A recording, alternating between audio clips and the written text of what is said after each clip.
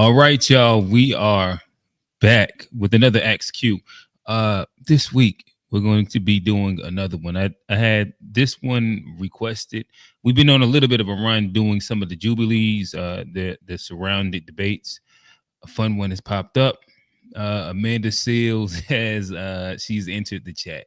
I think they're calling this the Black Radical versus 20 Black Conservatives, I think. Yeah, shout out Unc sent in a request. I think hopefully he'll join at some point. I think some of the other guys they might pull up. Anybody feel free, call in is in the description. But no further ado, we ain't gonna kind of have a long filibustered intro.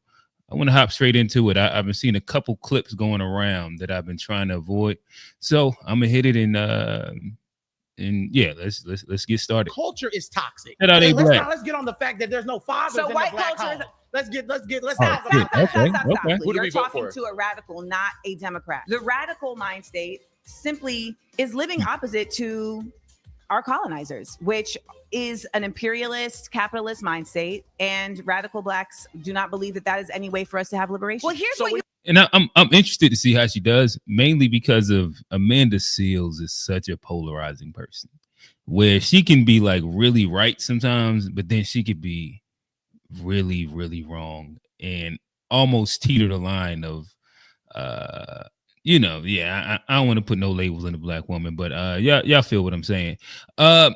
Nonetheless, let me keep it going. You all keep doing. You keep interrupting me when I'm talking, and you don't want to hear the point that I'm going to make. And yet you want me to respect your point. And that's not how a debate works. If I show you respect, give me the respect back. Ooh, I knew I was going to be surrounded by ignorance, but damn, let's go. Greetings. He has a personality for it. That's what widely known as a comedian, an actress, a disruptor, an annoying person on the internet who always tells the truth. And I am now an artistic intellectual who commits myself to making art that educates. And today, I am surrounded by 20 Black conservatives. My first claim is it is undeniable that reparations are just and necessary.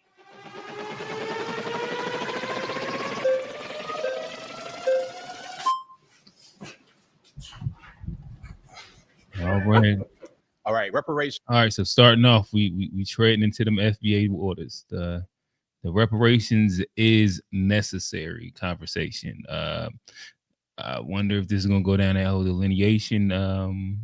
But typically, Black conservatives are fairly against the idea of reparations inside a very interesting way. So this will be an interesting conversation. Let's see where we go. Fair, necessary. My question would be, who's going to get it? Why would they get it? And how long are we going to sit here focusing on trying to get reparations? It's been how many years since slavery? 150 years, 1865. Whenever there's a real thing that this country wants to do, they do it. Stop Asian hate. Okay, there's a problem with the Asian hate. Let's draft a bill, sign it, and it's done. Anything that needs to be done is done. With us, it's a carrot they dangle in front of us that they don't really want to do. And it's not going to help. We need education. Oh, it's not going to help. No, it's not. We need education. Getting a check from the government is not going to do that. And we need proper education. A lot of us go to these institutions where we're not really prepared, we're not really focused, and we don't get things that help us in the real world. So if you want to help Black people, a check from the government, from our tax dollars is going to get raised, because let's be clear, everybody in here is Black. We all American. We all got to pay taxes. It'll go to that. So I don't really see how this is going to help us at all. Okay. Well, first I'll start with it will help on even just a moral level. The reality is that the United States has become very comfortable with the fact that it does not consider Black people equal. And it shows that in many ways that I'm sure we will discuss over the course of today. But ultimately, there has not been a committed, concerted effort. And I think that's probably where one of the first heels that I think some of the people that are like really staunch advocating for reparations. And again, if you want to advocate for reparations, do your thing. But the idea that this is going to be seen as a moral cause by the dominant society in 2025. And that would be one of the linchpin reasons why they would give reparations. I think that it's just kind of farsighted, or nearsighted, whatever, y'all know what I'm saying. And I just think that it lacks any version of context of America's, like their, like how they deal with the black people. I'm gonna push play.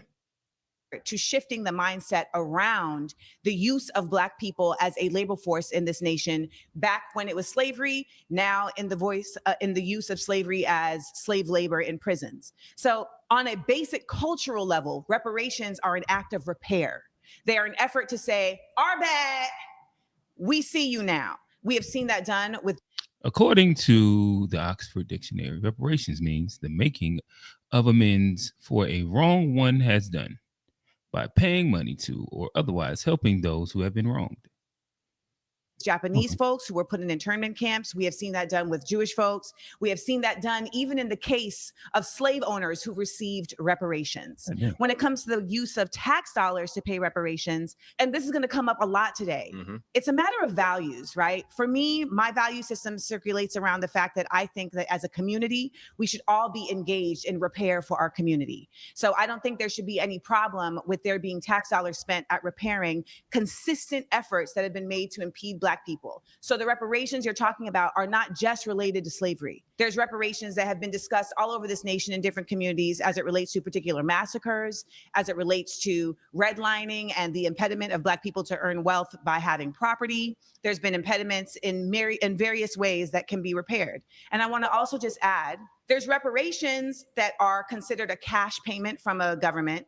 There's also the version of reparations that shows up in how funds are applicated to specific groups of people. So there's multiple ways in which what you're stating cannot happen could very well happen.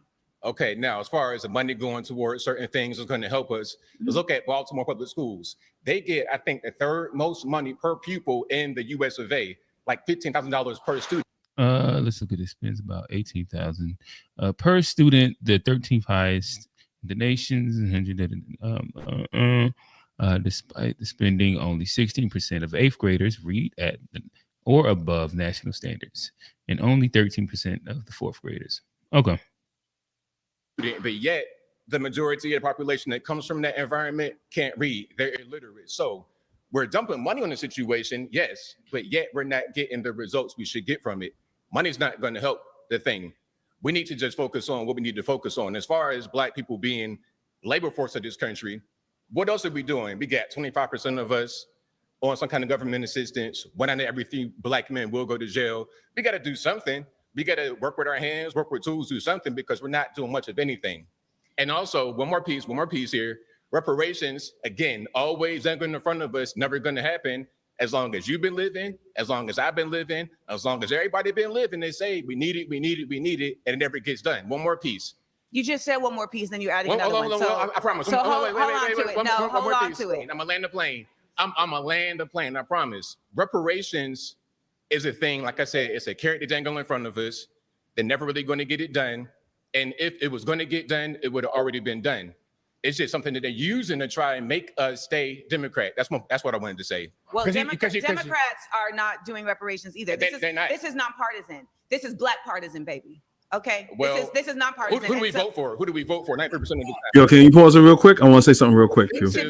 Welcome to the show. We have Kofi, Black Critic, has arrived. What's going on, brother? What's up? Yeah, this is gonna be a good show. I'm not gonna be long because I really wanted to get through this. It was good from beginning to end. Okay. One thing I will push back on her: reparations only being done on the Democratic side. HR 40. You could have your disagreements with it, but the needle is only being moved on the left, not on the right. So I kind of wanted to just say that there. I agree with that. I think that actually, intentionally, well, not overtly, the right is anti-reparations. Actually, like if you looked at Donald Trump's bullet points for like his agenda and all that, being against reparations was one of them. He's like the right is against what is it called? Like all the government assistance programs that would fall under like I can't think of, like the food stamp, the more or less the socialist programs. Yeah. Oh shit, the homie done pulled up. Hey, Black, are we going by Ask Him the Dream today? What's going on, brother? What's up, bro? What's up? How y'all doing, man? How y'all doing? We good. We good. Can't complain. Yeah. Unless you got something to add to this part right here, I'm gonna push play, and whenever y'all hear something that y'all feel, let me know. Okay, bet. To be quite honest, you're not talking to a Democrat. You're talking to a radical. Okay, but let's land this plane very quickly. Who do we vote for? Let's land this plane quickly. Who do You're we vote talking for? to a radical, not a Democrat. Okay, And you so, are your own person. Let me but tell who you do we something vote now. for? I don't know what they told you, but if they told you that cutting me off is how we're going to get clicks, stop it now. Oh, no. That's not how we're going to. That's not how we're going to We having a debate. A debate does not require continuously cutting somebody off. Okay, no problem. Now, I do want to state this. You're stating things as it relates to how money is not fixing a problem without acknowledging the fact that the problem doesn't exist in a vacuum and that there are so many other factors that are determining how that money is getting spent to impede it from actually fixing a problem. You can put all the money into Baltimore public schools you want, but if you are also putting... Oh, okay, all right. So my bad. Maybe I understood her claim incorrectly. So hers is, it's undeniable that reparations are just and necessary. Okay, which is different than feasible. And like it being in the works, anything like that. Okay. All this money into policing, into communities that are not getting resources, then you are also creating your own conundrum. The other part of this is that when you're saying they, the they is a broad context. And the last part of this that I will say is that you keep saying they're dangling this in our face. They're dangling in our face. Slavery lasted for 400 years. It hasn't even been 400 years since slavery. So should we be only fighting for a quarter of the time to get repair? All right. I'm so sorry. I give it that one. 1-0, Amanda. So far. If she's in the idea of actually defending the claim that she's really making, I think that the claim she made does land in the line of like that it's just. And he didn't really do much besides for like the typical, in my opinion, like the conservative / Republican talk if you'll get off. Yeah, I can't believe it. Because I'm in a lifelong Amanda Seals hater, but she so she came in and cooked. I got through about 75% of it, and if she didn't cook them, they end up leaving agreeing with her. Okay. Yeah, I thought she did a pretty good job. She sauteed them and fried some of them. So she did a good job. If you get far enough, they have people. That dude over there said she did a good job, but he doesn't agree with her. But he said he felt that she held her own. Okay. All right. Well, let's truck through it. You've been voted out by the majority. All right. Please return to your seat. Okay.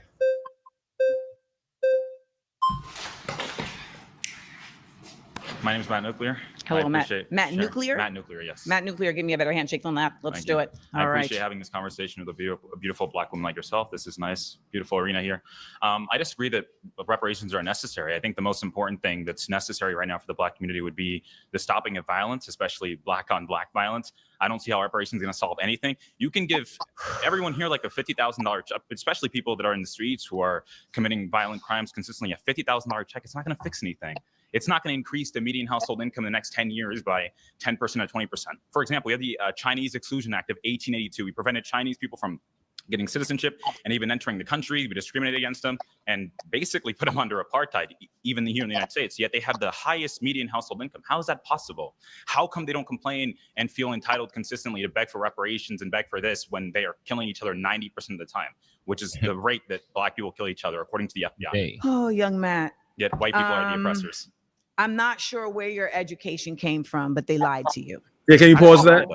Oh man, my bad. No, I just wanted to know. So let's start there, particularly when the statistics are coming from the sources that gain from the statistics being shown a different way. So if you're going to start your argument on stats don't lie, you've already lost the argument. They lie. They lie all the time. One, comparing Chinese people. My bad, Kofi. Talk to me. No, it's all right. I mean, I'm pretty sure your audience is our audience is already smart enough to know that that's a lie. But the fact check, I don't know if you want to read the fact check or not, but she's going to check them on that. But that's all I wanted to say. And which one is this? This is about the Chinese immigrant thing. No, about him saying that black people commit most of the crimes. Okay, according to the Department of Justice, the homicide victimization rate for black persons, 23.3 per 100,000 persons, was more than 6 times the rate of white persons, 3.2 per 100K. Is that what you was? Yeah. So we can read that. You can see the percentages right there. Right. It's not that high a percentage, but again, we're talking about black people versus white people. We're talking about an unjust system. So I like to use these numbers without any context. But Amanda's going to fill in the blank. So I just want us to, see that statistic. And right here, you're saying that this isn't a big disparity. Oh, it's a disparity, yes, but with context, I mean, by 1%, yeah, but not 1%. That's 6 times. 6 times. That's 21.3, and then it's 3.2. Yeah, 3.2. Yeah. So again, she's going to fill in the blanks as of to why it is a problem, but I believe she'll do good within filling in the blanks as of to why that is. The oppressors. I'm not sure where your education came from, but they lied to you. Stats don't lie, though. Statistics lie all the time. So let's start there, particularly when the statistics are coming from the sources that gain from the statistics being shown a different way. So if you're going to start your argument on stats don't lie, you've already lost the argument. They lie all the time. One, comparing Chinese people who are immigrants that made a choice to come to the United States and comparing the continued effort of Black people to ground themselves in a nation that continues to make impediments for them to show and live and exist in their true citizenship is a false equivalency. I don't believe that happens at all. What no one here is in. Are you acting right now? Do you really believe I'm telling this? the truth. There's no systemic racism that I've experienced here in America. What system is racist? I think the only racism we've actually seen recently, systemic racism we've seen, is the application of systemic racism against white people. The University of Western Washington, for example. Yeah, that's when you gotta get him out of there. Yeah. Yeah, that's when even his own people turned on him. He got on that shit. But I don't know if you're gonna get through it, but he comes up again. But just in case he doesn't come up again, we don't get through it. I would like us to get through it. He's from Angola. Both his parents are from Angola. Yeah. I bet one of them white. No, but look, yeah. I don't want to spoil it, but she kind of talks to Black people about this guy. This guy went viral. The second interaction they have went freaking viral. You know what I'm saying? So yeah, let's get through it. I just want to give you guys a background of who he is, and he's probably hanging around a whole bunch of white people that says this nonsense. Dormitories, using Black only dormitories because Black people feel safer amongst each other, but they're more likely to kill each other than white people are ever to kill them. That's just the truth. You have King Von rapping about killing other Black men. Why should I think that the white man is the oppressor when Black men are more likely to kill me? Rapping. Oh my God, this is scary. You need to think about me as your mama. Do not talk to me in that fashion. So let's check that now. Okay. So on a basic level, we have to understand that systemic racism is grounded in the realities that Black people have not been considered an equal human being in this country since its onset. So there's simply no way to make the argument that there isn't systemic racism. And we have seen in very clear ways the system operate in an organically racist way. Do not cut me off.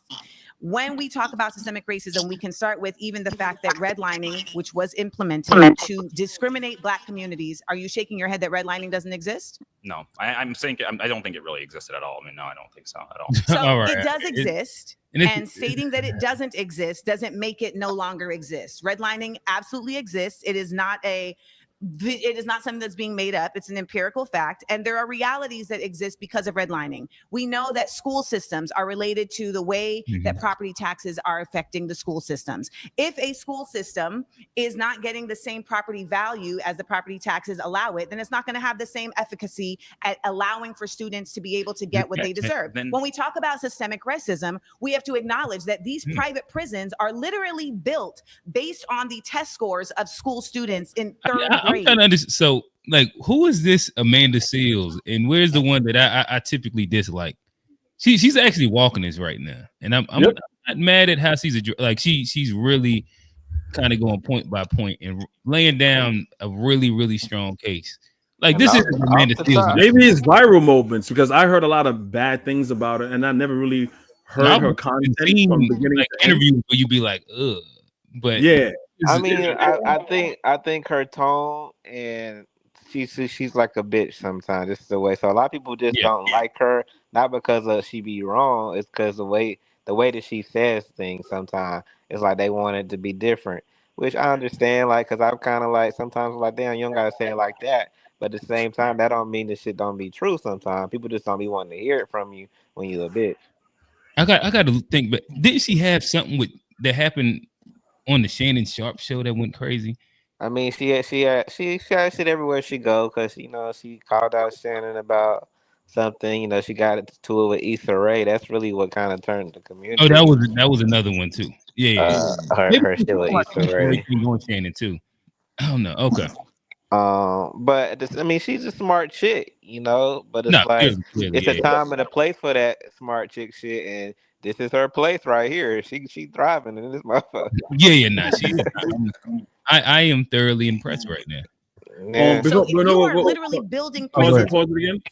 So they're talking about, which I don't agree with this fact check, is basically saying, because remember she made the claim saying there's a direct correlation to why there's private prisons, because the whole thing is a capital market, right? So you need people to fill the prisons. So they're saying that there's no correlation with private prisons. Basically, they're saying that the pipeline to private prisons from school to prison is not a thing, which I disagree with that fact check, and I've never seen a quote unquote fact check that I disagree with. Well, I mean, I would have to see how they're like quote unquote debunked it, but to me, I don't know how important that is to anything, as long as there is privately owned prisons that benefit off of uneducated black people that end up turning into criminals, quote unquote, through the pipeline. Whether they got to ship them off 2 hours or 3 hours or 30 minutes up the road, like they're built to be profitable through this pipeline either way. And which that it kind of like denotes that at the beginning. And so whether again it's literally playing that way or not, they still benefit. And somewhere inside, like their, like the blueprint of their business, like they're counting on the labor of this. They're counting on the labor of what that pipeline produces. There we go. Yeah, agree. The fact check says different, but I totally agree. Onset of, okay, if these people are not reaching a certain level, then we know that they're going to go down a prison industrial pipeline, or we can use their free labor. Then how is that not systemic? And if you want to stop them from entering prisons, how are you going to stop people from entering prisons if your goal is to get them into prison? Sure, make them try to be more like Ben Carson than be like King Von. That's very, very simple. So how does King Von happen? How does King Von happen? King Von reparations. Actually, no. Let me land the plane. We're talking about reparations, and what you're doing is actually just trying to get this conversation off the facts. And the fact is, reparations are just and necessary because on a basic level, Black people built this country, and the country continues to thrive off of the labor that Black people put into this country. And it would behoove you, young man, to really understand the way that your ancestors put blood, sweat, and tears into this nation that is still living off of those blood, sweat, and tears. And let me also add, there are reparations and then there is remunerations. Do you know the difference? Yes, but can I finish one point that I wanted to say? Ben Carson's cousins were killed at a very young. I'm so sorry. You've been voted out by the majority. Okay. Please return to your seat. I hope some of y'all are acting. I really do. Yeah, we in LA, and I hope some people in here are acting. She don't think it's real. Hey, pause real quick. I just want to say what Amanda displayed on Sunday is what I wish Kofi would display. You got someone who's half FBA and half from another country, but she laying it down. Why are you making this about me? Like I'm just telling you. You very butthurt.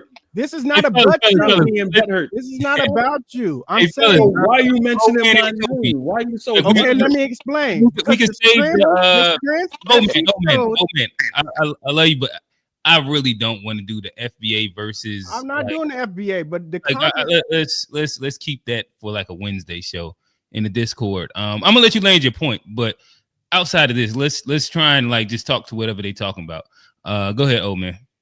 Okay, so the mentality and the what she displayed on Sunday when this was aired live was something that I wish that all people who are half FBA and half from another country, or immigrant or a foreigner, would do that. So she's not picking one side or the other, but she's laying facts down and she's letting people know who's going against our lineage that they need to check themselves. So I appreciate what she did, and I just wish others would follow suit. Gotcha. And I apologize for saying Kofi's name, because you're right. I should have just kept it generic.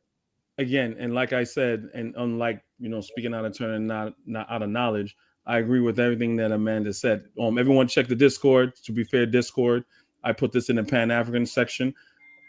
She said a statement that speaks to what Man said, and she goes in and she really, really, really represents Black Americans and check people from other places. And I never seen this happen on Jubilee. She took time out, like, nah, before we do anything, I'm going to acknowledge African Americans. I'm not going to get what she gets into, but you guys and quote unquote everybody would agree with it, and I agree with it. Gotcha. And I think because she is experienced and been in the entertainment business, because Jubilee, you're right, Jubilee doesn't let people have a monologue or a spot just to say their ideas. I think she demanded it. That would be very Amanda Seales of her. Yeah, I like it. I'm interested to get to that point. I'm gonna push play. Oh, what's that on your chain? This is a coin from Israel. Lord have mercy. Yes, you got to go. That's a choice that you are making for yourself. Yes. The thing with the whole reparations thing, and I don't know, we're probably close to the same age, so maybe you can't call me. How old are you? I'm 32. I'm 44. Oh, really? Oh, you look young. Thank you. That's what water and keeping stress out of your life will do. Really? Mm-hmm. Liberal positions are real stressful. By the way, I wouldn't know. I'm not a liberal. Carry on. Well, it's the liberal position, because conservatives believe in hard work. We believe in going to work and working for what you got, not asking for handouts from people who never had slaves. Some of the people that you're asking for money from never had slaves. And let's talk about the fact there were also Black people that had slaves. So if you want to talk about that, how is that fair? If I'm a white person and my family fall on the side of the Union, can you pause that real quick? All right, they already said the fact check, but I like the fact check that they did, and a lot of people don't fact check that. And I'll show you the flip side of it. I hate when I'm not going to use the C word, but I hate when unenlightened, unintelligent Black people that are very on the right wing say that, well, Black people own slaves. They don't realize that during the time of slavery, right, the free slaves had to buy their family members, right? So they're seen as slaves, even though their family member that bought them. So the father got his freedom, he'll buy his wife, then he'll buy his kids, so on and so forth. But so yes, they'll be counted as slaves because they can't. A free Black man that has his freedom cannot free other Black people. You know what I'm saying? He can only buy, quote unquote, buy other Black people, which would be his family members. That will be count as slaves. So that nuance is very important. I know we all know that. I just want to say that because the next point is going to come up. That's on the flip side of that. And I'm pretty sure FBA, quote unquote, FBA is not going to give me that same grace for when they say something just as ignorant about Africans, but continue. And just to add to that point that you just made is exactly what that one lady brought up on CNN when she's talking about that 2%. She didn't include that. I don't know if y'all saw that highlight of the fitness lady talking about there was only 2% white slave owners, and it's not our fault, and that type of stuff. So I don't know. Yeah. I remember that. Yeah, that was crazy. Yeah, that was crazy. Yeah, I saw that. Gotcha.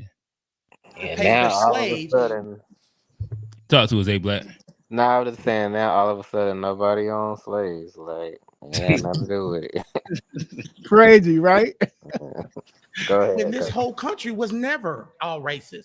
Some of the founding fathers were abolitionists, and they hated slavery, and they actually put things in the Declaration of Independence and things too, because they believed that there'll be a future where there would be a Black president one day, or that there would be people in leadership that were Black. There was people in the North who helped with the Underground Underground Railroad and fought with the Union. So why is that fair for people who never had slaves, who fought against slavery, to have to pay for people that had slaves? One, from my understanding, you are more interested in preserving the fairness of those who didn't have slaves than the fairness of those who are the descendants of slaves. That is priority to you than finding a fair way to accommodate those who have been the descendant of slaves. Well, our ancestors wasn't asking for handouts. They were asking for equal opportunity. And we have equal opportunity in this country. We had a black president, just in case you didn't know. We had a black president and we had a black vice president. I mean, I think she was black. They said she was black. I don't know.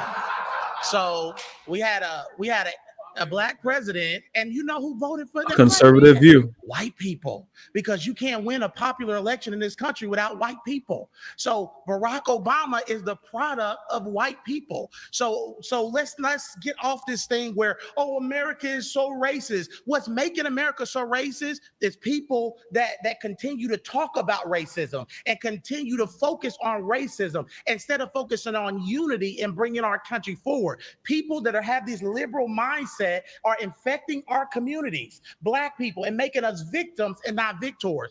I refuse to embrace a victim mentality because that's not what our grandparents and Harriet Tubman and those people fought for. They fought for equal opportunity.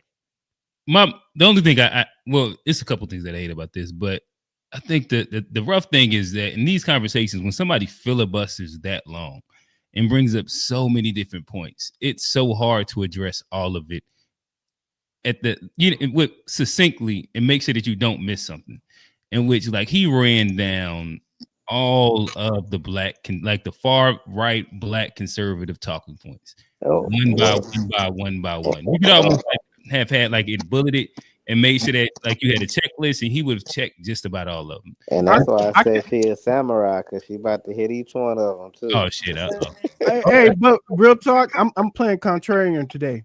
Okay. I can't blame him, because in this format, you don't know if you're going to have another chance to get up there.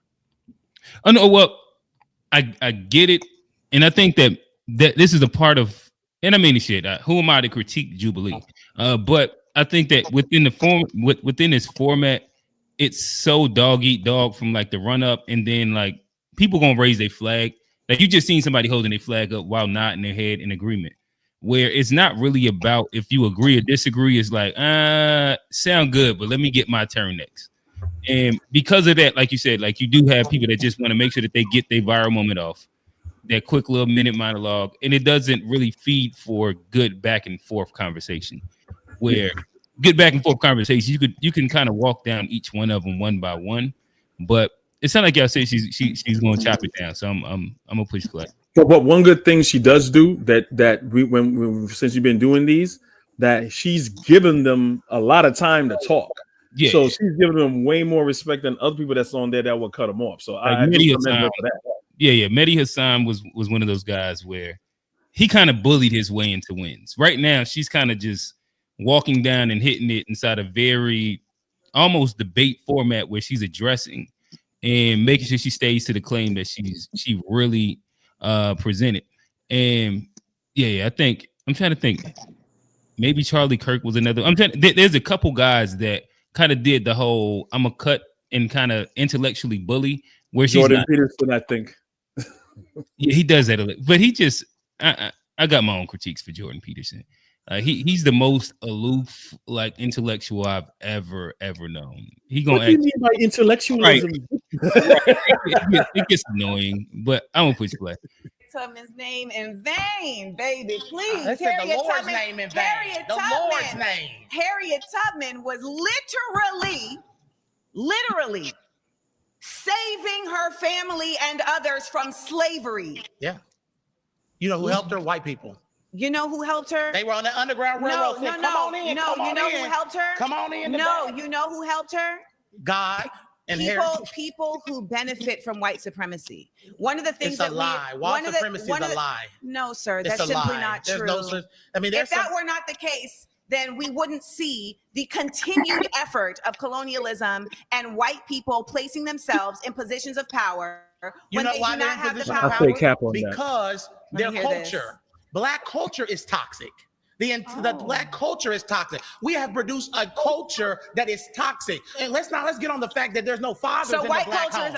Let's talk about that. Let's talk about that. Let's talk about that. None of this is gonna work if y'all are just gonna sit here and make up shit. It's not gonna work. No, it's a debate. It has to be in facts. You're putting off emotional liberalism. I am not putting off emotional liberalism. You're putting off unfounded lies based in conservatism. Misinformation. Remember they did the misinformation thing all summer where everything conservative did. They said misinformation. You're carrying a chain around your neck of an apartheid nation that actively wants to harm Black people and non-Jewish people. But let me bring it back. Let me bring it back. Selling Black people in Africa. That was not happening in the context that you're saying. And they were selling their own people.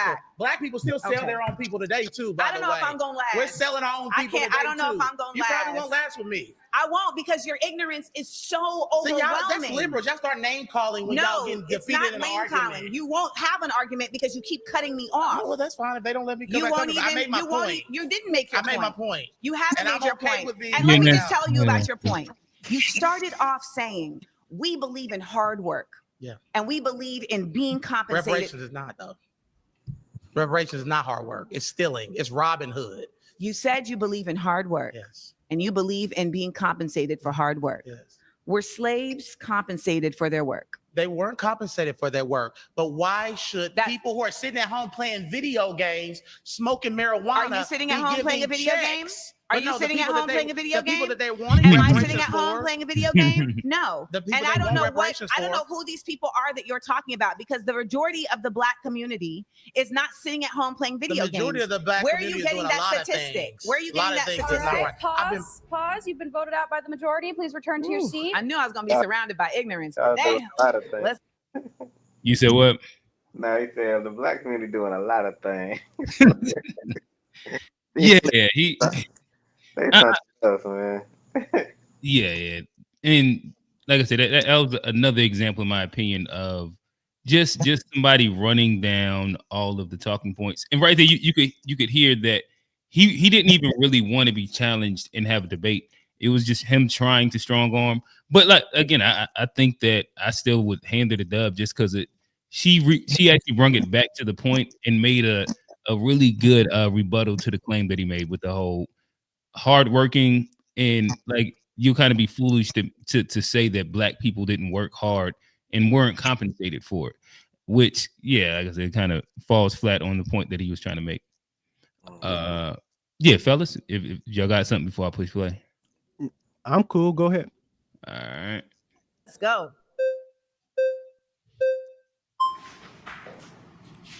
Hello. My hand's wet from the bottle. My hands are sweaty because I'm nervous. We both got sweaty hands. Okay.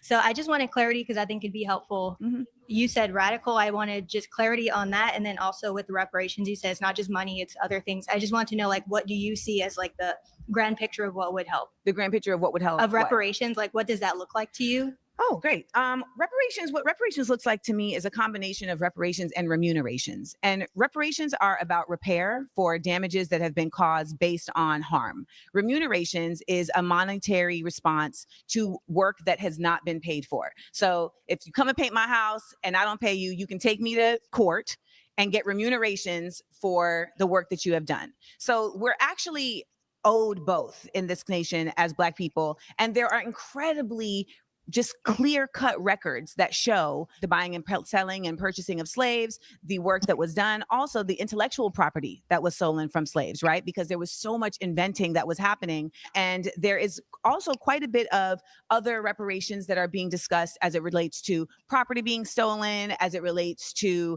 again, redlining and the inability for Black people to get loans, etc. And these impediments being solely based on their race. As far as like discrimination. Yes, like they're being solely based on their race, and not being about anything other than you're Black, so you can't, right? And so when it's very clear cut like that, there are very distinctive responses to that can be done through a cash payment, as well as through measures that are being done to create funds for creating resources and responses like housing, like access to food, access to education, etc., that certain communities have not had access to because of the fallout from these things. And I just had a quick question for clarifying.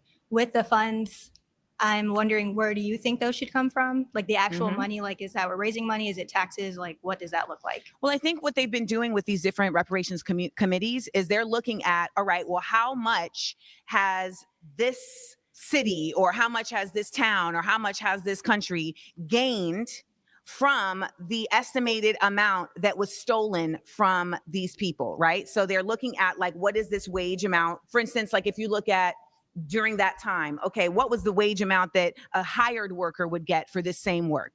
All right. And so we're looking at how was that wage not provided and what is that pool that is being created? And then we're looking at, all right, where can that wage come from in terms of how has that wage been applied? So there are spaces where this is very clear. I think the last thing that you asked about was the difference between liberal and radical. Yeah, please. Ultimately, the concept of liberalism is really just not Republican, right?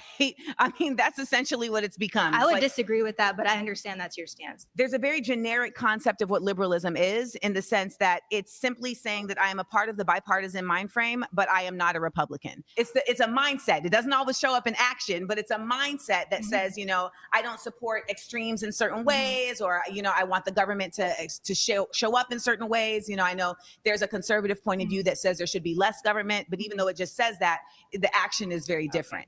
The radical mind state simply is living opposite to our colonizers, which is an imperialist capitalist mind state, and radical Blacks do not believe that that is any way for us to have liberation. Thank you for explaining that. And thank you for being very respectful. We were told to be respectful.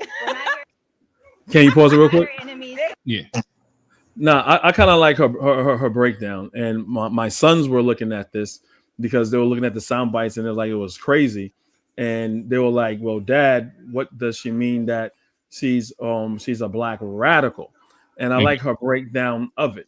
So they know who Bernie Sanders is. So Amanda Seales is right of Bernie Sanders, because even though I agree with a lot of policies and things what Bernie Sanders want to do, Bernie Sanders is not from far as what I know, is not for reparations. He thinks in a way that, you know, if everybody does good, then Black people will do good, even though there's a disparity with Black people. So, nah. So, you know, he kind of left the bad taste in my mouth when it came to that. So she is way left of Bernie Sanders, but she's not a far leftist extremist. Like, I share her view as that the system as a whole for Black people totally has to be redone, revamped, start from square one, and build up from a new perspective, because it's not working for us. So I do agree with her position. Gotcha. Yeah, if nobody else has anything, I'm gonna push play.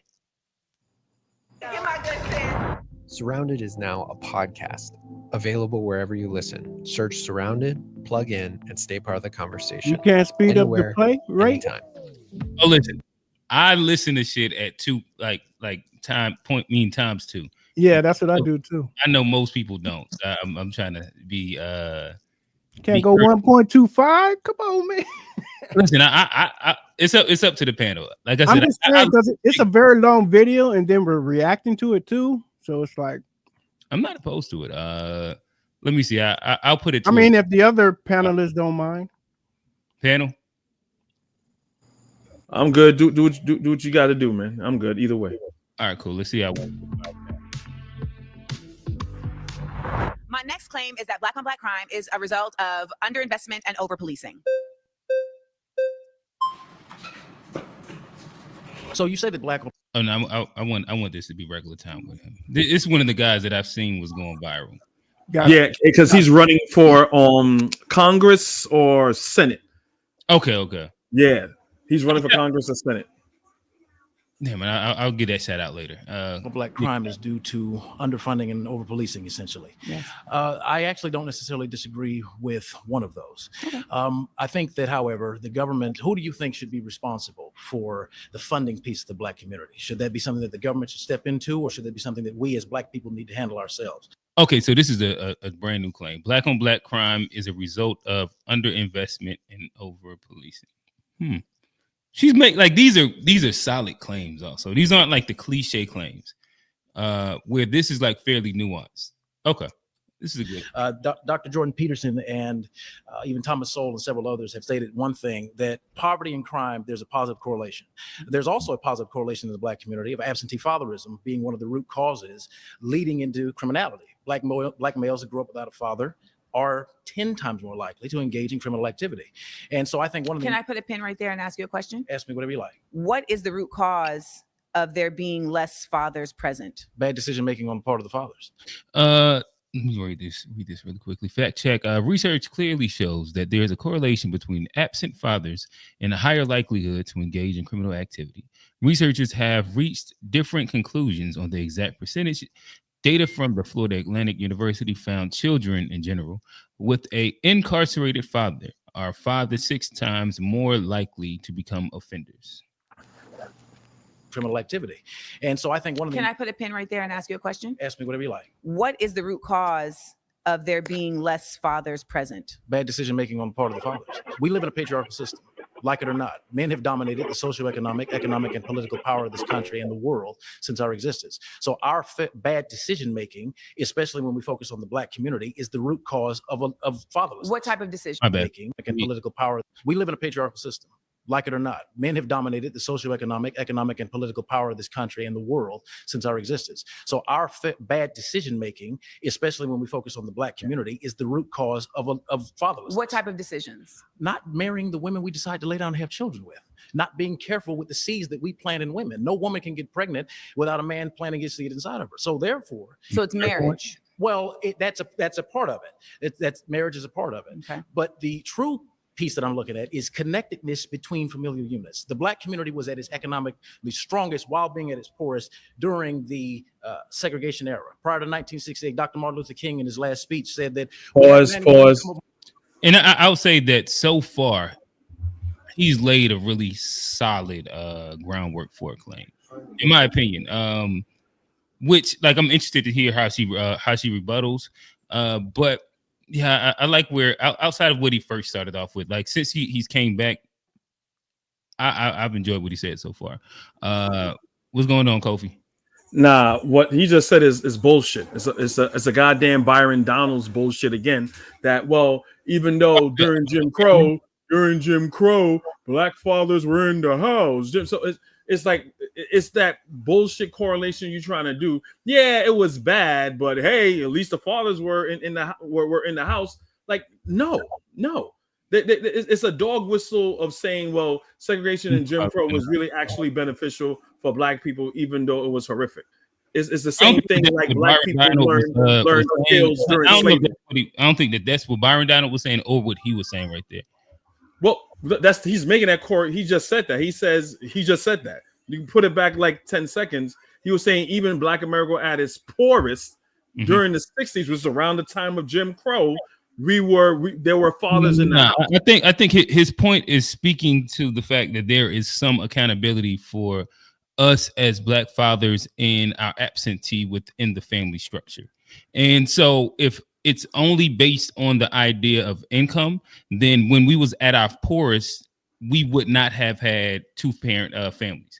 In comparison to where, like, again, when you fast forward, I guess, like 30, 40 years, once you get the implementation of like a bunch of the government programs and the man has left the house and higher incarceration, XYZ, and Black family is poor, the only variable can't be poor if also in the history of America, when Black people were at its poorest, it was a bunch of 2-family households and familial units. That was kind of the point that he was making. And he was saying that there is also some accountability. Well, he's probably not going to use the word some. He's going to probably use all. But there's accountability also for not making, or pretty much like family decision making, which kind of goes to like a bit of what we talked about on Wednesday, where there's like the idea of intentionally choosing partners, and if like there's been a bunch of that, or if that's like something that is something that we should work on within the Black community. Hopefully you understood what I was saying. I understand what you're saying, but it still, to me, especially coming from these far right wing Black Republicans, and you see the whole theme is the same.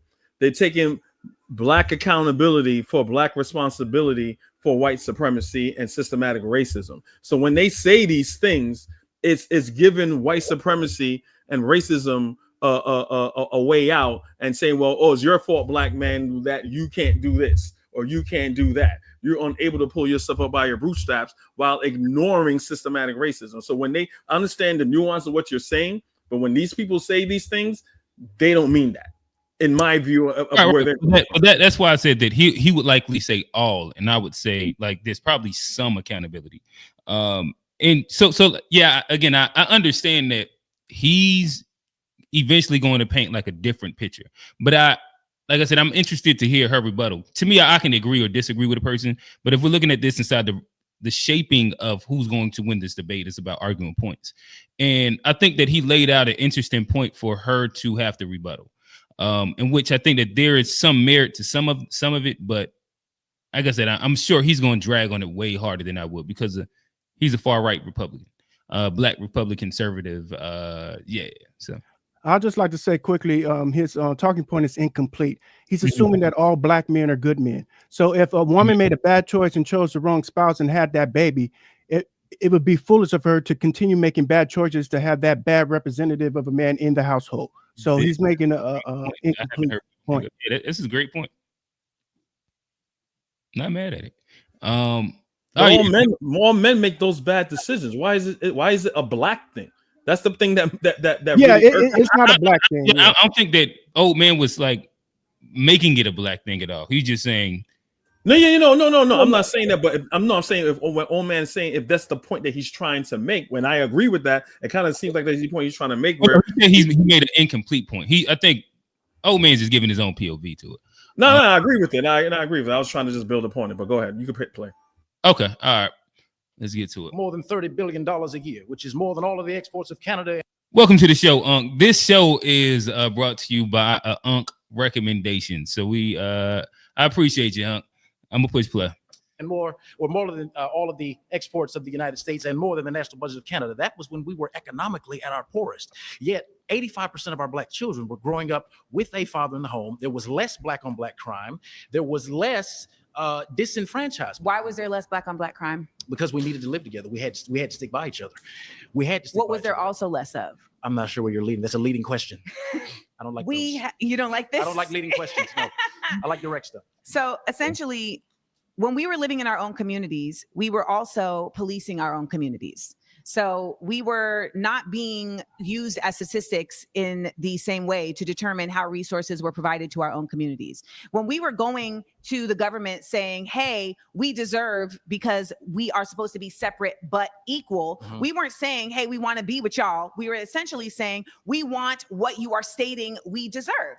And that is what all of the efforts of the civil rights movement has been. It's literally just been to say, you said when we got out of the Civil War that we would be considered citizens and all citizens should be getting equal access to these things. However, you are actively allowing the Klan to harm us. You are actively allowing... Who's killed more black people, the Klan or us? I would like to continue my statement. I let you speak uninterrupted. You did. That's just crazy. But that is crazy. But I also say like that's one of those things that if you're not very intentional when you're having arguments in debates, that could have spun her easily. But if you're able to kind of like keep trucking through it because of that, like that's one of those things where it's meant to distract you. Yeah, throw you up. But that's what I'm saying. This is why this guy's mind frame is like that. For anyone to say anything like that, and he knows what he's doing, like, you know, say what you want about Dr. Umar, but there's a difference between a coon and a Negro. You know what I'm saying? A Negro don't know what he's doing. He's ignorant. A coon knows what he's doing. This dude is smart enough to know that what he just said was nonsense. That's what I'm saying. Point. I don't know if he thinks it's nonsense. I think that he probably believes what he believes for sure, whether it's misguided, incorrect, or whatever. But yeah, I don't know if he's like doing it as like a nefarious plot. And that's a stat you can't even correlate because you don't know who's racist or not. Who's in the Klan or not. Just because they ain't wearing the cape and gown don't mean they're not part of it. So it's a non-point. Fair enough. I'll push play. We talk about this concept of who is harming us. We are really making a false claim when it comes to black on black crime, as if there isn't white on white crime. There's also this unnecessary effort to try and pathologize black on black crime in a way that you don't. Right. Well, I'll be making a point that all of us already know, but I guess I'll make it for the audience in general, where like black on black crime, when they say that it's a myth, it's typically based around the idea that most crime happens within like a realm of the people that you're around, the communities that you're around, and it's typically what they call intra-racial. Like the crime is intra-racial, because of you commit crimes within the communities and the people that you're most closest to, and most people, due to what she spoke about earlier, when you talk about like the invisible red line now, and previously like the intentional redlining that happens where most communities are segregated inside, whether it's Hispanic community, here you have like the Indians, they have, the blacks inside specific spaces, the whites in specific places. And of course, there's like places where they mesh a little bit, but typically America, it's still fairly segregated in the way of neighborhoods and people inside the towns and the people that you communicate or like you interact with naturally. Saying all that to say, because of that, when you look at white on white crime, I think maybe black on black crime, I can't remember the exact statistics now, maybe it's like 89 or 90%, but white on white crime is like 82, 83%. Hispanic on Hispanic crime is pretty much the same, 82%, or 80, something like that. I'm sure y'all can fact check me, but Asian on eight, like whichever group you want to isolate, the majority of the crime happens within that group. And that's why it's called like intra-racial, like crime in general is always going to be higher than, any other version of crime.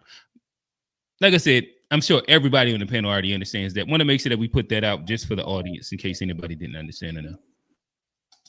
Don't try to pathologize white on white crime. There are white people killing each other every single day. Now, they may be on jet skis in the pictures after they shoot up their whole family, but nonetheless, there are white people killing each other every single day. Now, much of the reason why you may see more numbers in terms of black on black crime are for two reasons. One, the statistics be lying all the time. We have seen this. Numbers? Okay, we have seen this in a real way. So in New Jersey, what numbers can be trusted? Because with the previous speaker, I'm about to tell you right now. Okay, so your sources. You can't such number. No, I'm literally about to give you an example of numbers not being able to be trusted. Okay, talk to me. That's what I was doing. Hey, Chat. Okay, then, Really then quick, listen. So listen. Let me do some quick housekeeping. Hey, Chat, talk to us. We see that we started building numbers. Make sure y'all interact in the chat. We talk back to the chat. We put the chat up on the screen. We converse. I'll drop a call in at some point, just for more people to kind of join into the conversation. We got some of the faithfuls up here right now, in which we'll kind of dialogue and politic the conversation a little bit, but talk to us, interact with us. This is a fun stream, meant to be fun. Tell us what you agree with, disagree with. There's always super chat at the top. Make sure that if you want your comment definitely to be read, super chat us, talk to us, brother. And we remember to hit that like button. Everyone hit that like button. Comment, subscribe. Shout out to Kofi. Shout out to Old Man. Shout out to Unc. Shout out to A Black. Push play. In New Jersey, they had a statistic that was created by the police department that said, look at how many black people are committing crimes.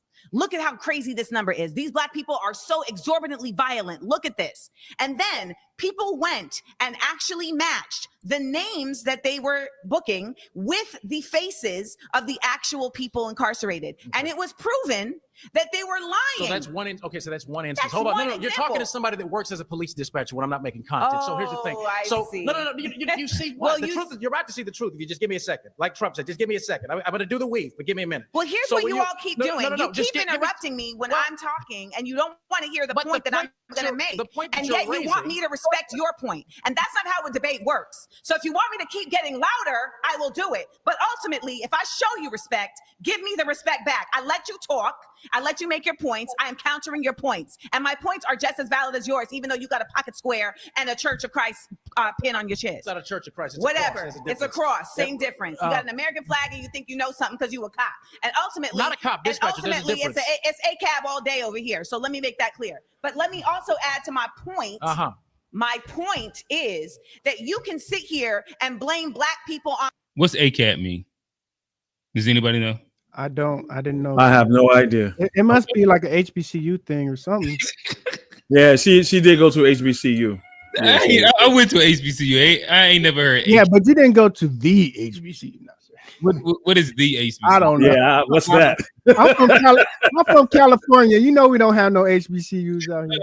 No, like a Howard or like a Morehouse or even an A&T. Like it's a bunch of them that say the in front of them. Ain't no the. Okay, Yeah, I got you. On Black people all day long and not acknowledge that we are forced into. You're coming to interrupt me again. I haven't even said a word. All right, that is flags. So I'm going to ask you to return to your seat. It's a waste of my time. Y'all just want to be seen. I don't need to be seen. This is going to be interesting. This one's going to be interesting. Say less outfit. Okay. Thank you. So this is my thing. I think the premise of your question was Black on Black crime. So I think I'm coming from a place, and I guess my issue is having had my biological father murdered by a Black man. Shout out to Smelly. All cops are bad. That's what ACAB means. I don't agree with that, but we can keep tracking. Having had my cousin shot in the head by a Black man, we can talk numbers and statistics and what the people are doing, and what the white man is doing, and all that. But at the end of the day, I see when my family lives on the south side of Chicago, and I think you and I both can attest to this, and I'm not saying that there are not other factors, but we know that we kill each other at a disproportionate rate than any other race. Now, why we do that and why 6,000 to 9,000 Black men are going to be homicided or killed or whatever by the end of the year annually by other Black men, whereas the likelihood of a Black man being killed by a white police officer is less than 150 per year, we know that we kill each other at a higher rate. So I'm not debating that there are not factors at play, but because I've lived the experience as a Black woman losing my father to be murdered by a Black man, walking down the street, to hear that, by the way. No worries, thank you. But walking down the street in inner cities and different things, knowing that it's more likely that my own brother will rob and rape me than a white man or a white officer, we got to be real. What's your proximity to white men in the south side of Chicago? Are there even white men around to rob and rape you at the same rate that there are? She sounds like she's addressing it the proper way it needs to be. Because it's literally the proximity thing. Black men? There are white men around at the same rate. There wasn't a lot of Black people in there, but then that doesn't justify the fact that we're destroying each other. So even if we get to the root, like we can agree on that. Okay, because I feel like a lot of nothing times justifies. Like, well, I'm not a liberal. I'm not a liberal. Okay, well, I will say that people that sometimes have your stance that are against conservatives, maybe they have this claim that they're making it up. They're making up the numbers. We know that we do that to each other. So I want to get to the root of the issue. Why are we killing each other? I think the root of the issue is we've lost our values and we've lost our resilience as Black people. We sit there and we talk about what the white man did and we talk about slavery and everything like that, but we have no self-accountability and say, you know what, at the end of the day, that is my Black grandmother, that is my Black sister, you are my Black sister, and you know that a Black man is more likely to rob you or commit some type of crime against you, and that's what we need to get down to the issue of. And like you were talking about earlier, like, hey, well, what's going on? You know, what do you think the answer is to one of the brothers that were speaking? I think it's the breakdown of the family. I think, like he said, because of our poor choices, and what happens is we look at domestic violence, for example. When domestic violence, women or men are even attacked, what is the first thing we say? Is like, you know what, it's not your what? It's not your fault. So that's what we do. We hold on to this narrative that, well, it's not our fault, and the issues in our community are not our fault. And when the white man needs to give us something, the old white lady down the street is looking at me, and I don't know why she got braids in her hair. And we focus on all these other stupid things that don't matter. We don't get to the root of the fact that we're killing each other at a higher rate than any other race. It is self-hatred amongst us. I believe that we can do that. That we, my cousin, my mom's cousin, coming from the church parking lot, and guess who stuck her up and robbed her at gunpoint? A Black man. I need you to get to the point. Like, so my point is that no, and I'm not trying to be funny, unless like you said, we're gonna keep it respectful. Yeah, but you're monopolizing the whole conversation. I'm gonna let you speak, but let's not get the attitude and stuff. Because you're my sister and I respect you. So I don't have an attitude. I'm being direct to you, but you're literally speaking this, and you're not going to do that with me either. So you're stating your point, and you've been stating your point for quite some time. So you have a reason for me to respond. Would you allow me to respond? So that's a better response. Go ahead.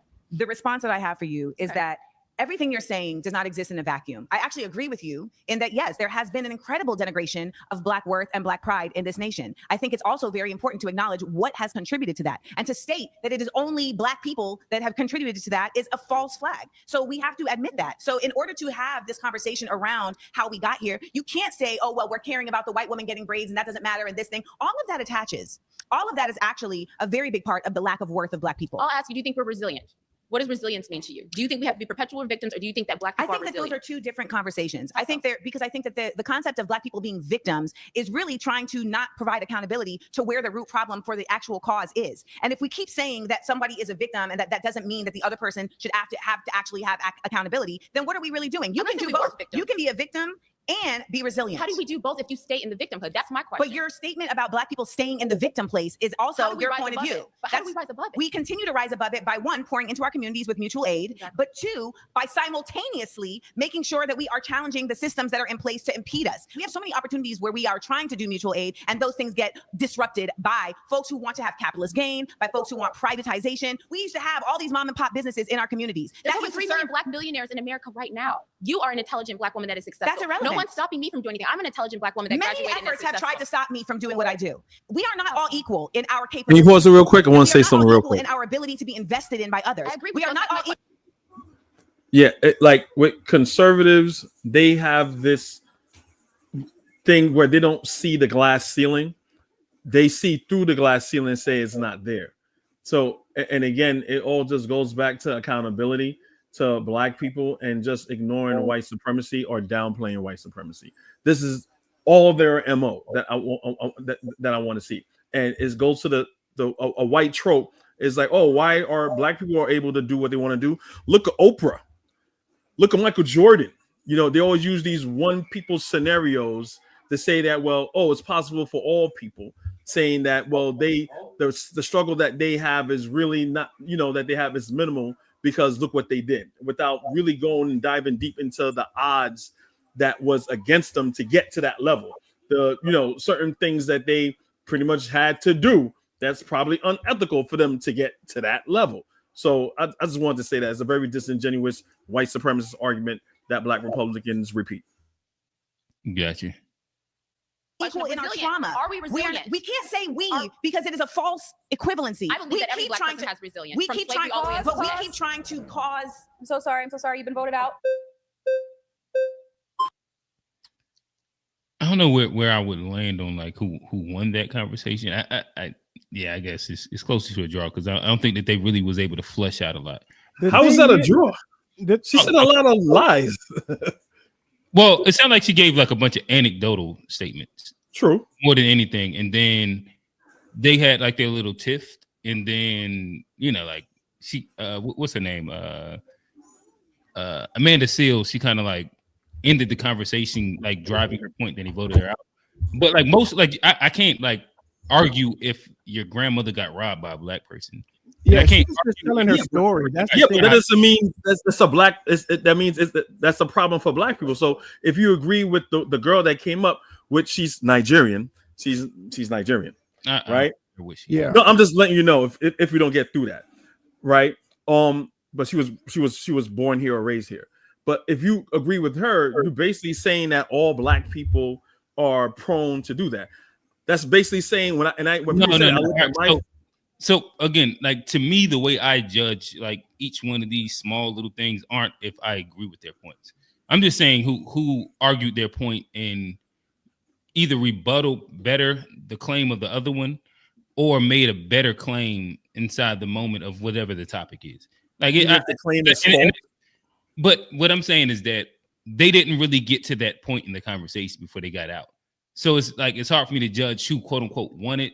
If she presented anecdotes and then they had a tiff and Amanda Seales didn't really walk down the line of being able to completely dispel what she was saying.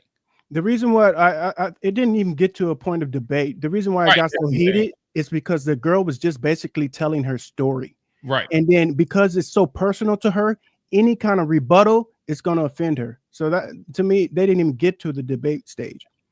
You said exactly kind of what I was. Okay, so that's what you're saying. You're not really basing it on the who was right, who was wrong. It was basically who was able to hash out their ideas and pretty much. Yeah, like it's like actual. Like if I was judging a debate, you know what I mean. Like if you judge a debate, it's not about like it as the judge what you personally believe.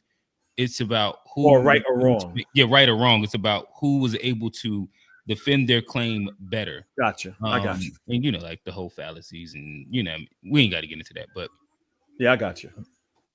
Yeah. first, I want to kind of get rid of this like right left ordeal. I really want to talk about just like our own personal views and what we've experienced, what we've seen. And when it comes to your claim about black on black crime, I really do believe, and I think a lot of people here do believe, especially based off of personal experiences and everything, that it is just lack of accountability. In the Black community, we need to start taking responsibility for our actions and stop pointing our fingers at other people and the white man. Because to be honest, why can't both happen at the same time? Both are causes. Because you got to clean your own house before Both you are go complain. Because And I'm glad she said that, because it moves her away from like having to be like defending inside like a primarily liberal space where, like you said, there is accountability, but then there's empathy because of whether it's the underinvestment, the over policing, XYZ. It gives her a whole lot of wiggle room, in my opinion. If you're dirtying my house, if you keep pouring shit into my house and I'm cleaning it, why can't I do both? Why can't I clean my house and bar the windows from you shitting on my house? Because it begins with responsibility within us. If we're like, okay, oh, the white person's doing this to me, the white person's not, we're not going to ever come to the core of the issue. They are. We need to take responsibility. And it's not even just the white person, because now we have seen very many races, people of very many backgrounds that are actively participating in the effort to keep a working class down. Like that's absolutely a fact. It's not just white people. So I don't attend to that. But I will say the reality of there being systems in place is real. Over-policing is a real thing. You know what's also been really real is the effort of violence interruption in certain communities, right? So we've seen this in Detroit, we've seen this in New York, we've seen this in Baltimore, where there are communities that have said, what we're gonna do is we're gonna be like a neighborhood watch for our community. So that before the popo even come, before 12 even rolls up in here, we're gonna actually put ourselves in between the conflict and calm it down. And that has been incredibly effective. But you know what? It's not funded. It's not funded. And you would think that like city councils and mayors and governors would say, shit, you know what? This is going to save us so much money, because why? Taxpayers keep having to pay for the fault of these police officers. And even though we say, well, only a certain number of people have died, that doesn't dispel the fact that a large amount, more Black people are imprisoned than any other group in this nation. And that is not by accident. Again, I started with accountability, and it just seemed like But I disagree with you. I mean, I don't disagree with you. Because here's the thing. Look at our media. Look at rap. Look at what we're glorifying. Right. We're glorifying violence. Who's we? Who's we? The Black community. Who controls the distribution? Who controls the distribution of these sources of media? And who takes it in? And who takes it in? Listen, if you're okay, so let me put it in this context. If I have a company, right, and you guys are my employees, and I determine what you get to eat. But it's also interesting because the biggest consumer of hip hop and rap music isn't Black people as well, and that's one of them easily dispellable straw men. But it sounds like she's about to go. Like he kind of put himself in an interesting box right here. But eat every day. That's also going to determine how you exist in this company, right? Like if you come to work and I say the only thing you can eat is processed foods and fried foods, and you're not going to get to have the best vegetables, etc. What's that going to affect? Your health. That's going to affect your ability to operate, etc.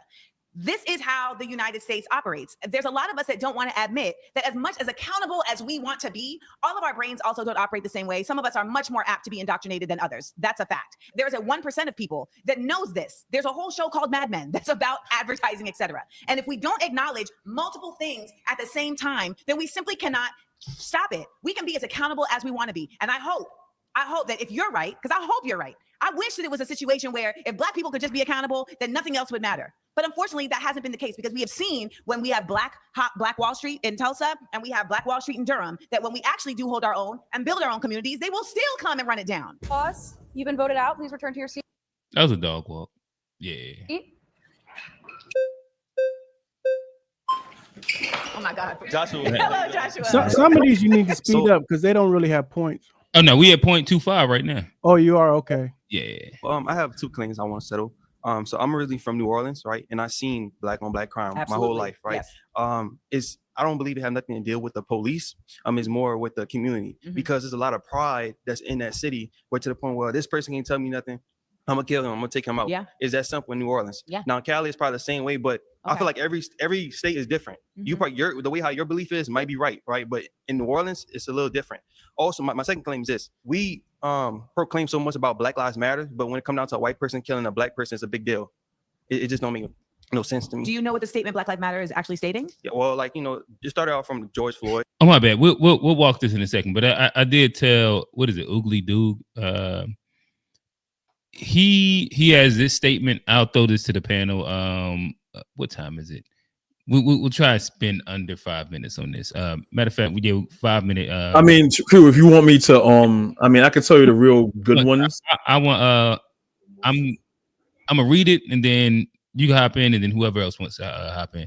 Says there are plenty Black success stories. We had a Black president that white people elected. That white people elected. None of you can define one way Black people have it harder systemically. Fellas, is this a troll question, or did he just get here? I don't even want to respond to this foolishness. It's just like I don't even know if he's in America, if he's he's commented multiple times on here. So like he didn't just hop in the troll. Well, I don't know if he just hopped in the troll or not. But again, I throw it to y'all if y'all want. I'll answer it. Redlining and okay, what she addressed? She addressed it redlining, which was systematically done, right? That lowered on Black people's property value. When you get loans from the bank, our loans are at a much higher rate, right? When to your property, when you want to sell your property, she gave an example. I know she did already about appraisal. Like when it's a black family with the same type of house, it's appraised at a lower cost. Same house, they take down the Black pictures and all the Black art and put up white pictures with a white person and a dog, and they get appraised higher. I can keep going on and on, but you can use like redlining, and then you can associate that now to where like within Black neighborhoods, the schools, the public schooling. I think they talked about this earlier. When it comes down to the budget and the funding, that they have underfunded schooling as well. That's very systematic. And currently what's going on in certain places, a Black person that has the same kind of like a property in one neighborhood is paying like double what a white person has with similar I can't describe, but similar land. Mm-hmm. You know what I'm saying? Yeah. Okay. Yeah, there's a bunch of mortgage discrepancy is what I'm trying to say. Yeah, there's a bunch of ways that you can kind of walk down, even inside present time. And if we're not even getting into how historical things impact today, again, generational wealth is a very easy one. When you look at redlining and how wealth is passed down from family to family, and not being able to own property, and then not being able to own property in spaces in which is deemed valuable would be another easy way. As when we speak about old money and who's going to and how they're going to a lot of these institutions, it's that old money adage. But yeah, as well as names, so quote unquote Black names being discriminatory. They've done this. I realized this like in the 90s, even up today. You know, you could have a Black person go for the same job, have the same qualification, but if the name sounds too quote unquote Black, they'll go with the white applicant.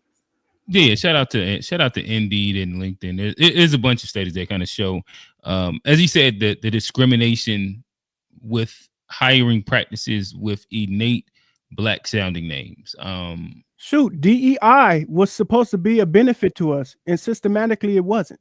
So how is that not systematic? Well, yeah, I think that, I guess it again, we all right, we got 2 minutes left. All right, cool. Or it looked like about a minute. So DEI will be another example where on average, the biggest benefactor of DEI was white women, but the person that has been hurt the most has been Black women and Black men. Black women first, which is like an interesting thing. So they're being hurt by the release of DEI, even though they weren't the biggest benefactor. Like that's such an interesting concept in itself. It's crazy. Nation of it. But DEI did hurt Black people in general, because the face of DEI is always a non-white person. So that goes for Black people, LGBTQ on people, anybody that's not a white, straight Christian male, DEI applies to. They created a systematic thing that is under the brand of Black liberation and diversity and equality and equity, and did the exact opposite. Yeah. So yeah, nonetheless, oogly boog, oogly doo, how do you say it? Hopefully that suffices answers to the questions. We're gonna keep rolling. Shout out to the panel.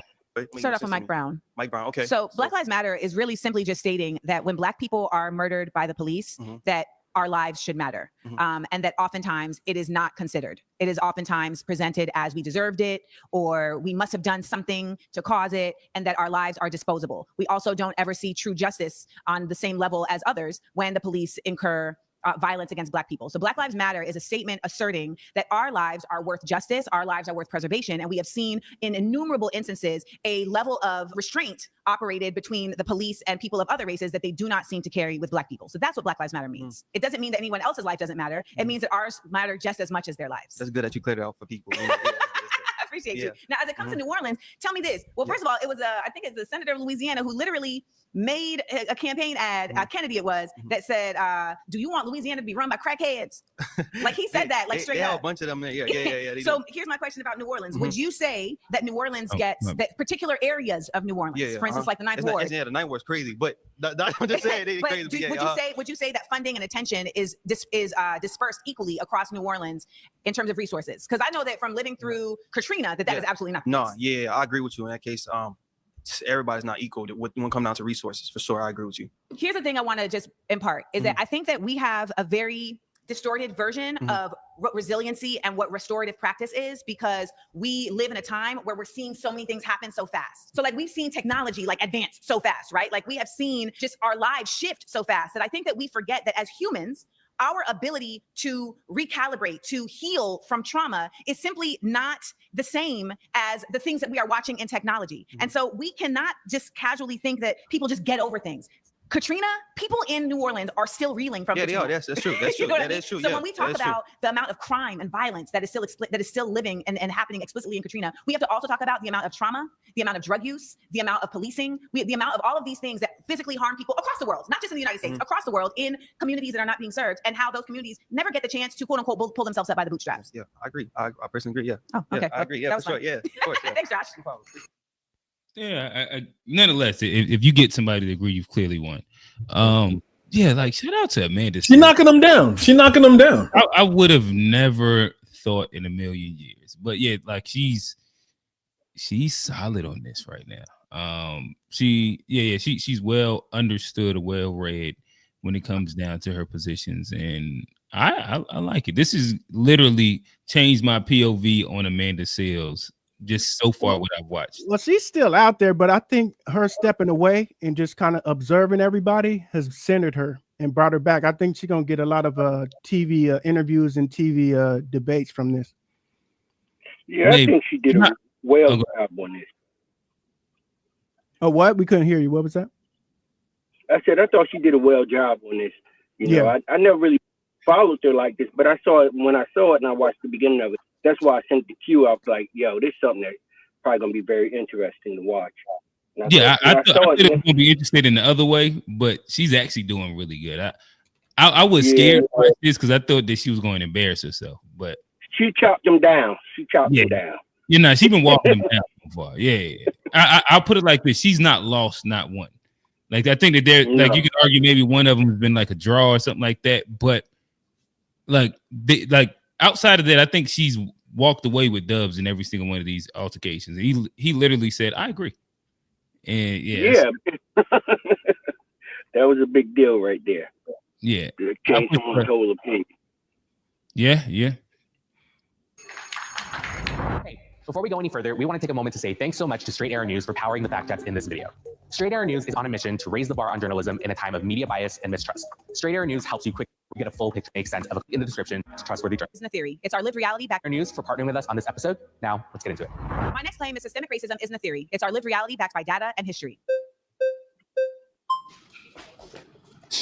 Hello? Hello, John. John Samuel. Hello, John Samuel. First name. All right. Blame my parents. Hi, parents. I want to listen to you first. Why do you feel that? Why do you feel that way? John went to debate training before he came here. Okay. Yeah. Ultimately, I feel that way because it's simply just facts. It's in the books, and that's why there have been laws to challenge it. There have been innumerable instances where actual systems were created specifically for the impediment of Black people to advance. We have also seen numerous instances where there were things created for Black people to advance, and they were taken back under the auspices of we don't want them to advance. Ultimately, systemic racism exists in our institutions on a government level, in our institutions, whether it's prisons or schools, and it is undeniable because they are actively actively trying to reinstate it right now. Can you give me an example of one of those systems that you believe perpetuates that cycle of racism? Redlining. Okay. Yes. And how does that, like, can you elaborate? Like, how is that affecting the Black community? Do you know what redlining is? I know a little bit. I'm not an expert. Redlining was a system that was created to determine property values, and that said Black people can only live in certain neighborhoods and not in other neighborhoods. And the redlining lowered the property values of those Black neighborhoods by stating that they were more savage, that they were more dangerous, etc. Thus, they were not able to own property that was on a level of par to their white counterparts. There were also many efforts at just simply not allowing Black people to get loans for property, putting them in predatory scenarios where they were being essentially unable to own land. And that inability to own land, but still having to pay out a mortgage, if you will, or rent, continue to put Black people in a conundrum of not being able to excel at the same economic rate as their white counterparts. What I'm hearing from you, if I'm hearing correctly, is it feels like in the United States that for a while we've kind of established these systems at their foundation, and they've continued on, and they've continually just oppressed Black people, and we haven't dismantled them, and we haven't done much so they continue to complete the cycle. Is that what I'm hearing correctly? Well, in many of these systems, they have been dismantled.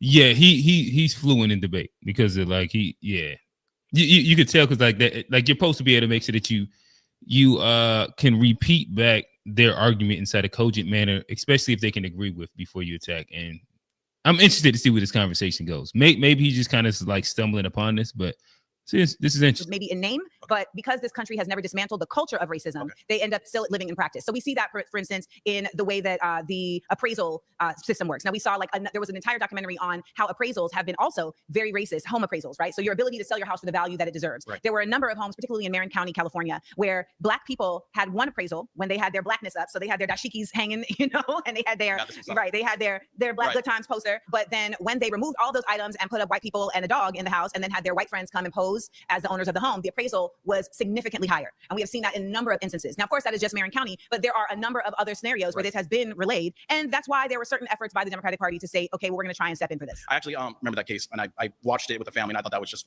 really just terrible. But the problem I guess I have with systemic racism is, I guess for somebody like me, where my family comes from, the Deep South, you probably don't even know it, Aliceville, Alabama. Okay. That's where my grandparents are from. And my grandpa came, if you saw the house that he grew up in, I'm not trying to be funny, it looked like a slave house. It was just, they grew up in poverty. And the fact that he was able to go from that and get the highest rank enlisted in the United States Navy amidst all these systems, so to speak, and he was able to buy his own house out in San Diego. He was able to pass on these things to his son, my dad, and his grandchildren. Now I'm able to get an education. I was able to get my undergrad, my master's. That the great grandson of enslaved peoples can now say that educated and can even run for Congress. I don't see how these systems are still in place as they were before, because before I would say you do have a little bit of a foothold, you do have some validity there. But I just think these days when we call it systemic racism, really what we're calling it is those people who may still be in those institutions, those individual people who may actually be racist and hold some racist ideals, who are continuing to perpetuate this. I believe it's those people. So in all reality, the problem is not the systemic racism, the problem is us.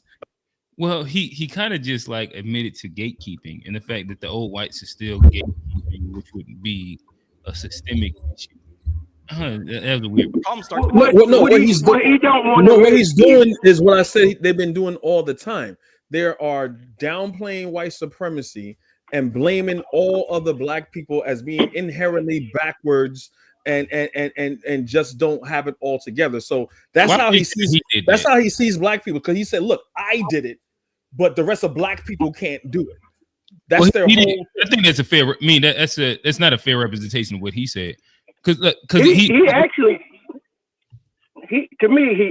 said that if my grandfather could do it, and my grandfather came from such a impoverished area and things of this nature, and he came from the shack that was out in the middle of the country, and he bought a nice house in the suburbs of San Francisco, why can't you do it? You can't say why can't everybody do. Everybody is not capable of all the same things. The problem is not why you can't do it. The problem is why won't people allow you to at least have a chance to try to do it. Most Black people aren't allowed the chance of that, because they're from beginning of school to the time they're out of school, they put a record on them.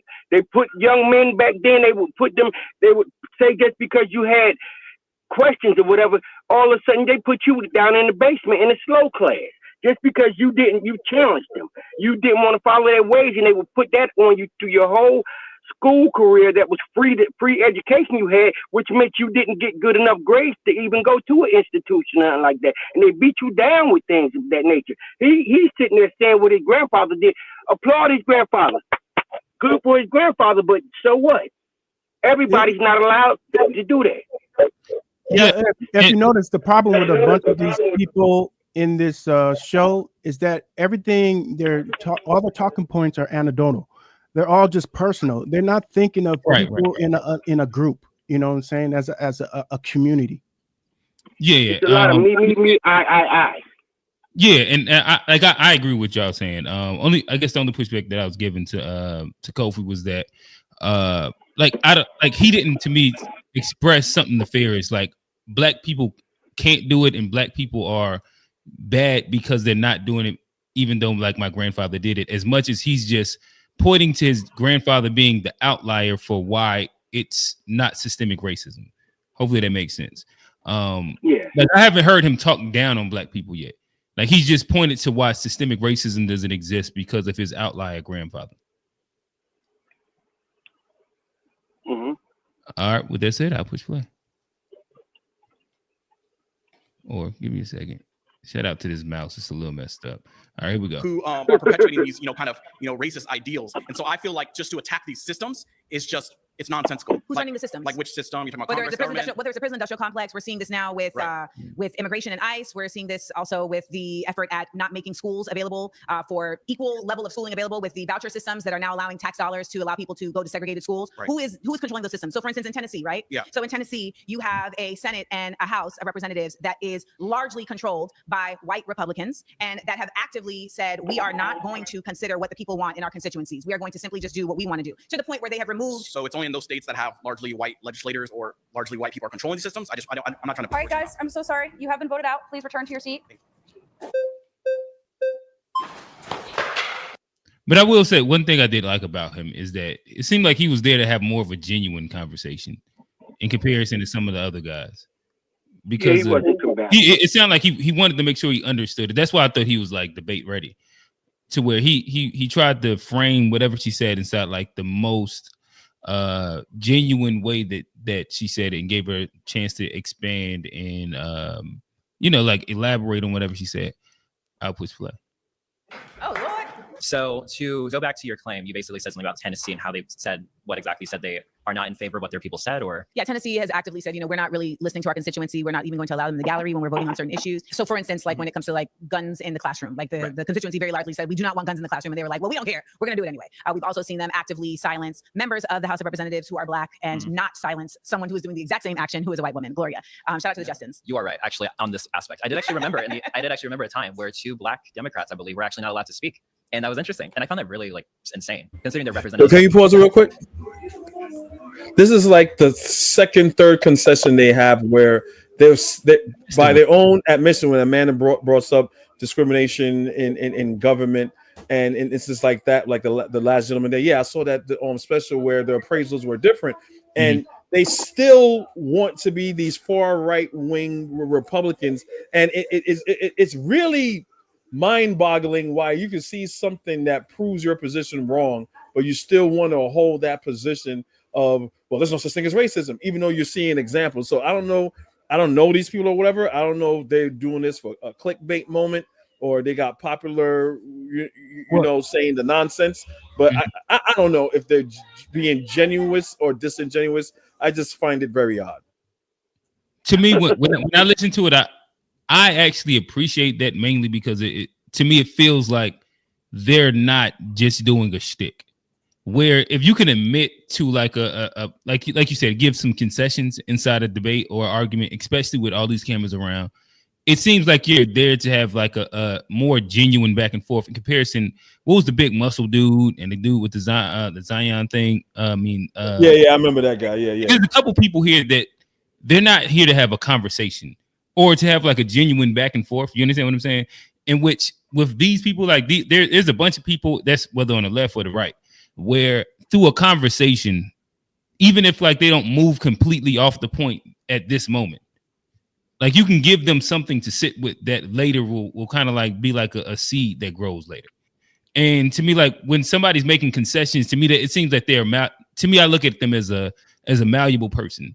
No, I get that. It's just that around here, he's trying to debunk her point about systematic racism existing, right? But he's admitting also, and he's like the second, third person to admit that they've seen instances that they were like, wow, racism is real. Right, you know, but I'd have to hear trying to debunk it. But he might try and use like the outlier thing. Like it's a bunch of ways that you can agree with a point and disagree with like the totality of it. I.e. like because they try and do the anecdote thing.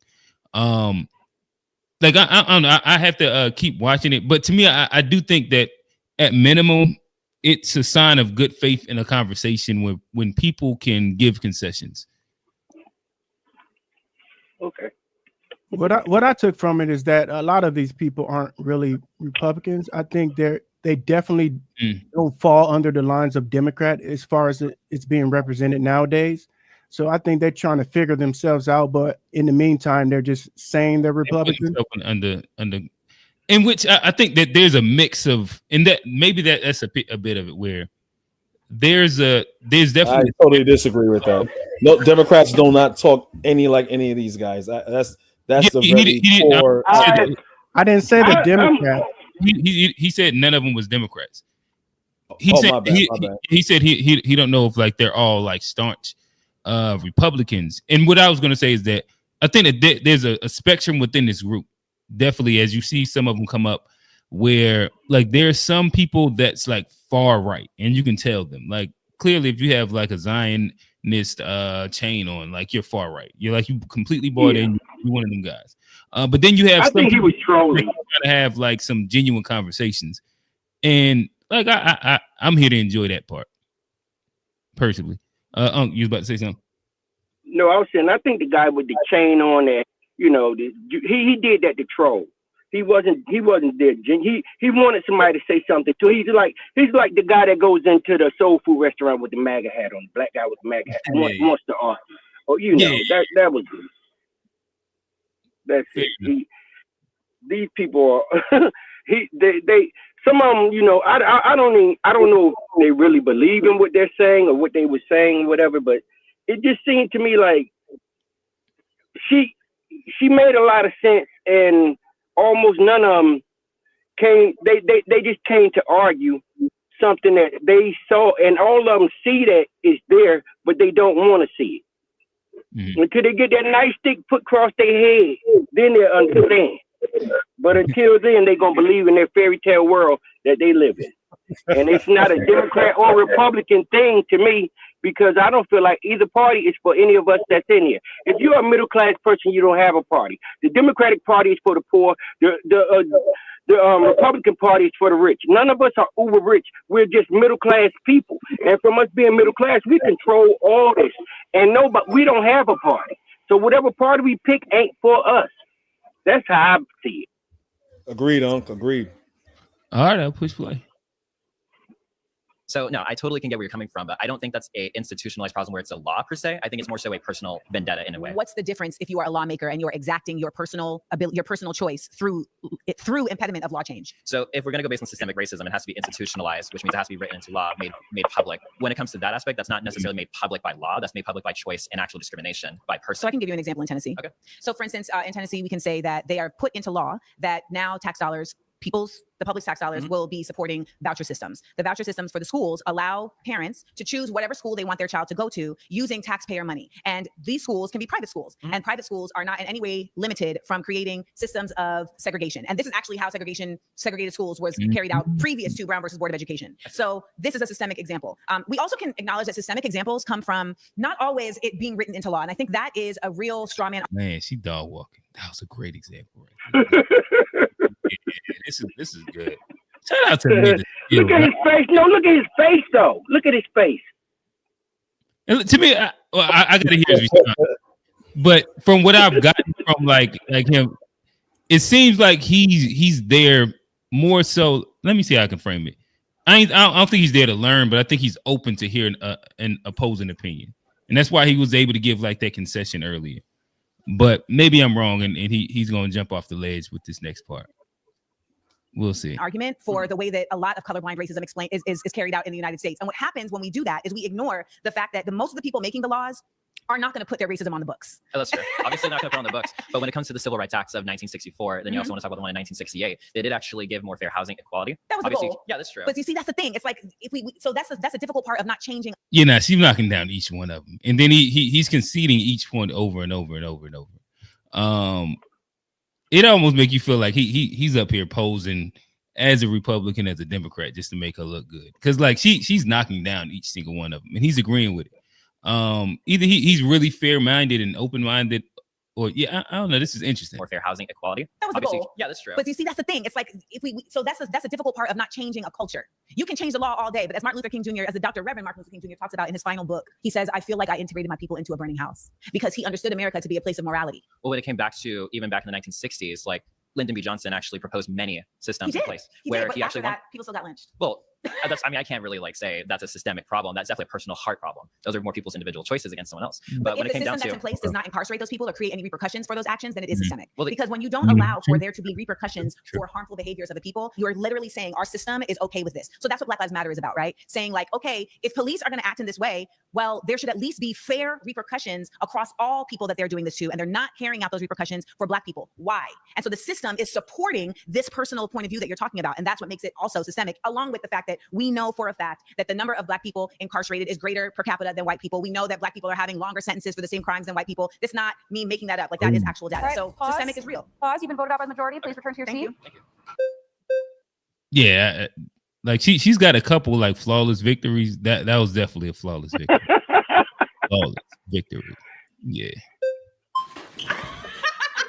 All right, how you doing, Amanda? I'm Ryan. Ryan. Nice to meet you. Thanks for being here. All right, well, what I would say is, as far as systematic racism, right?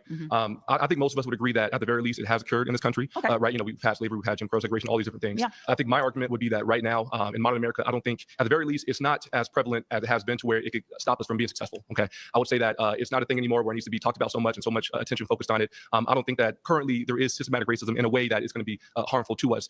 You know, like I said, to stop us. If anything, really, I think institutions such as things with DEI. What do you think DEI is? Basically, I think that it's in a way it's racism against other races outside of Blacks. And so where did you get that concept of it from? My bad. Let me see what he said again.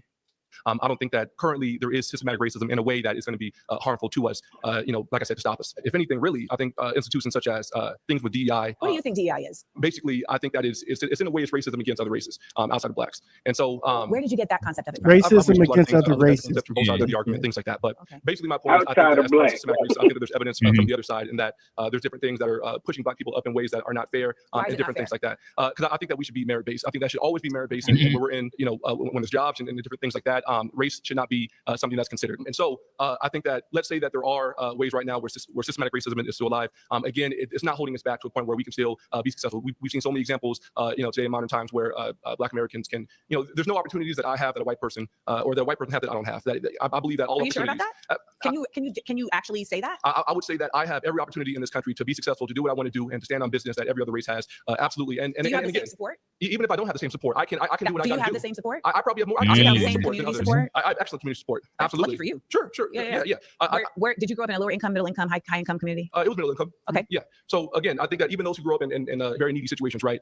They may not have been dealt a great hand of cards, but they can still, you know, I think it comes down to accountability. You can still play your hand and play your cards strategically in a way where you can still be successful, you can still do your thing, and you can wind up on top. And there's nothing stopping us from doing that. Would you say that low income white people and low income Black people have the same ability to excel? I would say they have the same ability to excel. Okay, so I'm going to start countering from that point then. So ultimately, we know that our low income communities are not given the same access to resources on a myriad of levels. They don't even have the same air quality. Okay, we know that low income communities in general are also going to be much more policed than other communities. She came ready. I love this. She came ready. This is good. This is really good. Eating them up. Told you this is good. This is one of their best. I loved it. We know that policing as it exists in the United States came from slave catching. So even the tradition of policing comes from protecting property, not protecting people. Okay. So let's start there. When we talk about low income, like the working class Black people in this nation, we know that they have never been considered ever, whether they were slaves or not. They just weren't considered. And we also know, as our brother Isaiah pointed out, that there are still people in very powerful positions that hold very personal positions as it relates to racism. And so in that way, they are impediments to someone moving forward. When we talk about DEI, the concept of DEI is not about lowering a standard. It's about widening the options. So we live in a nation that I feel like a lot of y'all are looking at the United States as a long history of something. We have a short history. Yeah, I think that this is the problem with Amanda Seales. I think I just figured it out. Like, she's too smart to be around regular people. And so like all the reasons why I probably dislike the previously was the fact that she was around regular people. And like it's clearly she like when you put her in the right spot in the right place, she excels really, really well. But everywhere, like she don't need to sit down with Shannon Sharp. It's not just that. It's not she. It's the fact that she's not humble enough for other people. So she's told other people. She's told people in their face that I'm too smart for you. So that's what people don't like. Oh, she said that one time. Yeah, she said that before. Like why I don't like her, but like she is like even she knows how smart she is. Yeah, and that's which kind of goes to that same. That's kind of like confidence, though. Not like but it's arrogant, but it's confident. But arrogance and confidence is the same thing. It's just one of them. They're the same thing. You can't be confident and not be arrogant. Here's the difference. There's no such thing as a humble confidence. Here's the difference, though. It falls under this category too. But he's so funny, he can hide it. He can make you laugh and let you know that you're stupid at the same time. Right. But I think that there's a lot of like there's a bunch of ways you can be confident and like hell if you just use like the most cliche example, like Michael Jordan wasn't arrogant, he was just confident.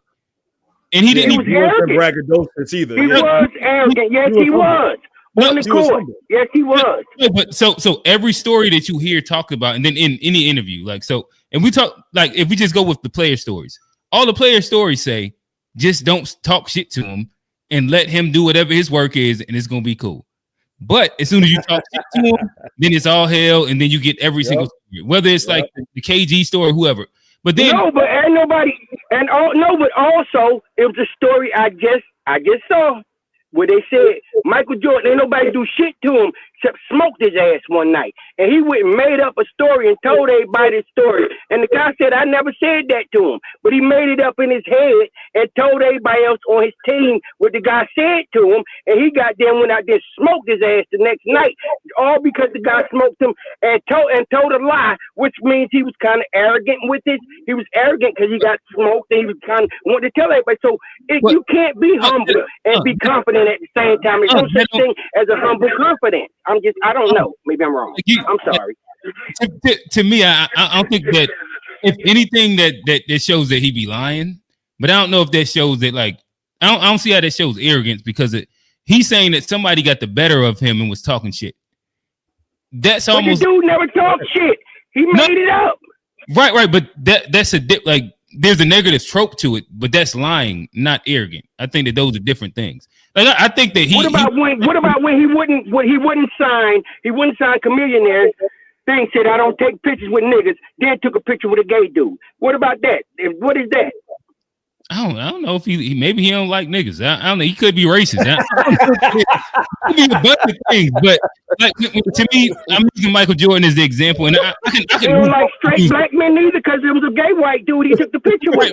Like I don't like again. I don't know if we're like going with arrogance right now. And the point that I'm making is that like with Jordan, somebody that within his craft was the best of the best and was deemed as the greatest of all time by like 92. If you ever hear him talk about like who the GOAT is, he doesn't put himself as the GOAT.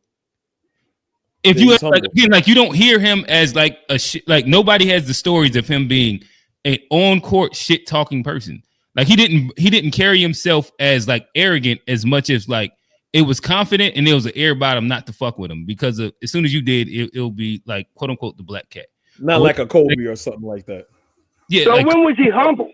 When was he humble? I never used the word humble at all. I said humble. No, I said that you. I was saying that you. It's all right. Maybe I stand corrected on this, but I don't see how you can be confident and humble at the same time. I just don't see it. Tim Duncan is a prime example. I never made. Duncan. Oh well, yeah. Okay. Example of confidence. I stand corrected. I understand what you're saying when it comes to where she feels like she's the smartest person in the room. Again, I'm not the smartest person in the room or whatever, but when I'm confident in knowing what I'm talking about and people don't have an idea what they're talking about, and I checkmate them on obviously something that is clearly a fact, yeah, I'll get arrogant and you know what I'm saying, and I'll do my little dance in my head knowing I got the upper hand. You know what I'm saying? So, you just admitted, like, then you would move into arrogance, which is okay. I think that we all have our arrogant moments. If someone has a but I also think that you can be proven, But I realize I'm too like if you the walk whole astronaut thing. I know the whole astronaut thing about not landing on the moon and all that other stuff. I know that was bullshit. So I got very frustrated and arrogant. Listen, let's not do that tonight. I don't want to walk down that line. Y'all can have y'all debate about that. Hit play. Hey, but I'm not going to respond to that. I love you, Unc. Oh yeah, I forgot old man. I'm good. I'm not responding to it. This is Amanda. She's the person that will dig the ditch, throw you in there, and throw all the dirt on top of you. That's what she is. And people can't take it. Maybe. She'll bury you. I think, to be honest with you, I think that what it is because she's a female. That stands out more than anything. A lot of men hate smarty arty females. It gets on their nerves. And that's one of the key things. She's confident with her arrogance, and she has no chill. She never has chills. Even now, she don't have chill. She's just doing it calmly. She has no chill factor. And from her being as smart as she is and knowing as smart as she is, most men can't stand that because most men don't like no smarty arty, think I know everything woman. Yeah, but she also has problems with women too. Like Issa Rae done kicked out of white parties and shit. Like she just her own different little thing. But nonetheless, I think that right now she is this is definitely the right format for her, where she's showcasing at least that part of her inside a really, really good way. We don't want to turn this into too much of a man bashing. She's doing a good job. Shout out to Amanda. I'll push play.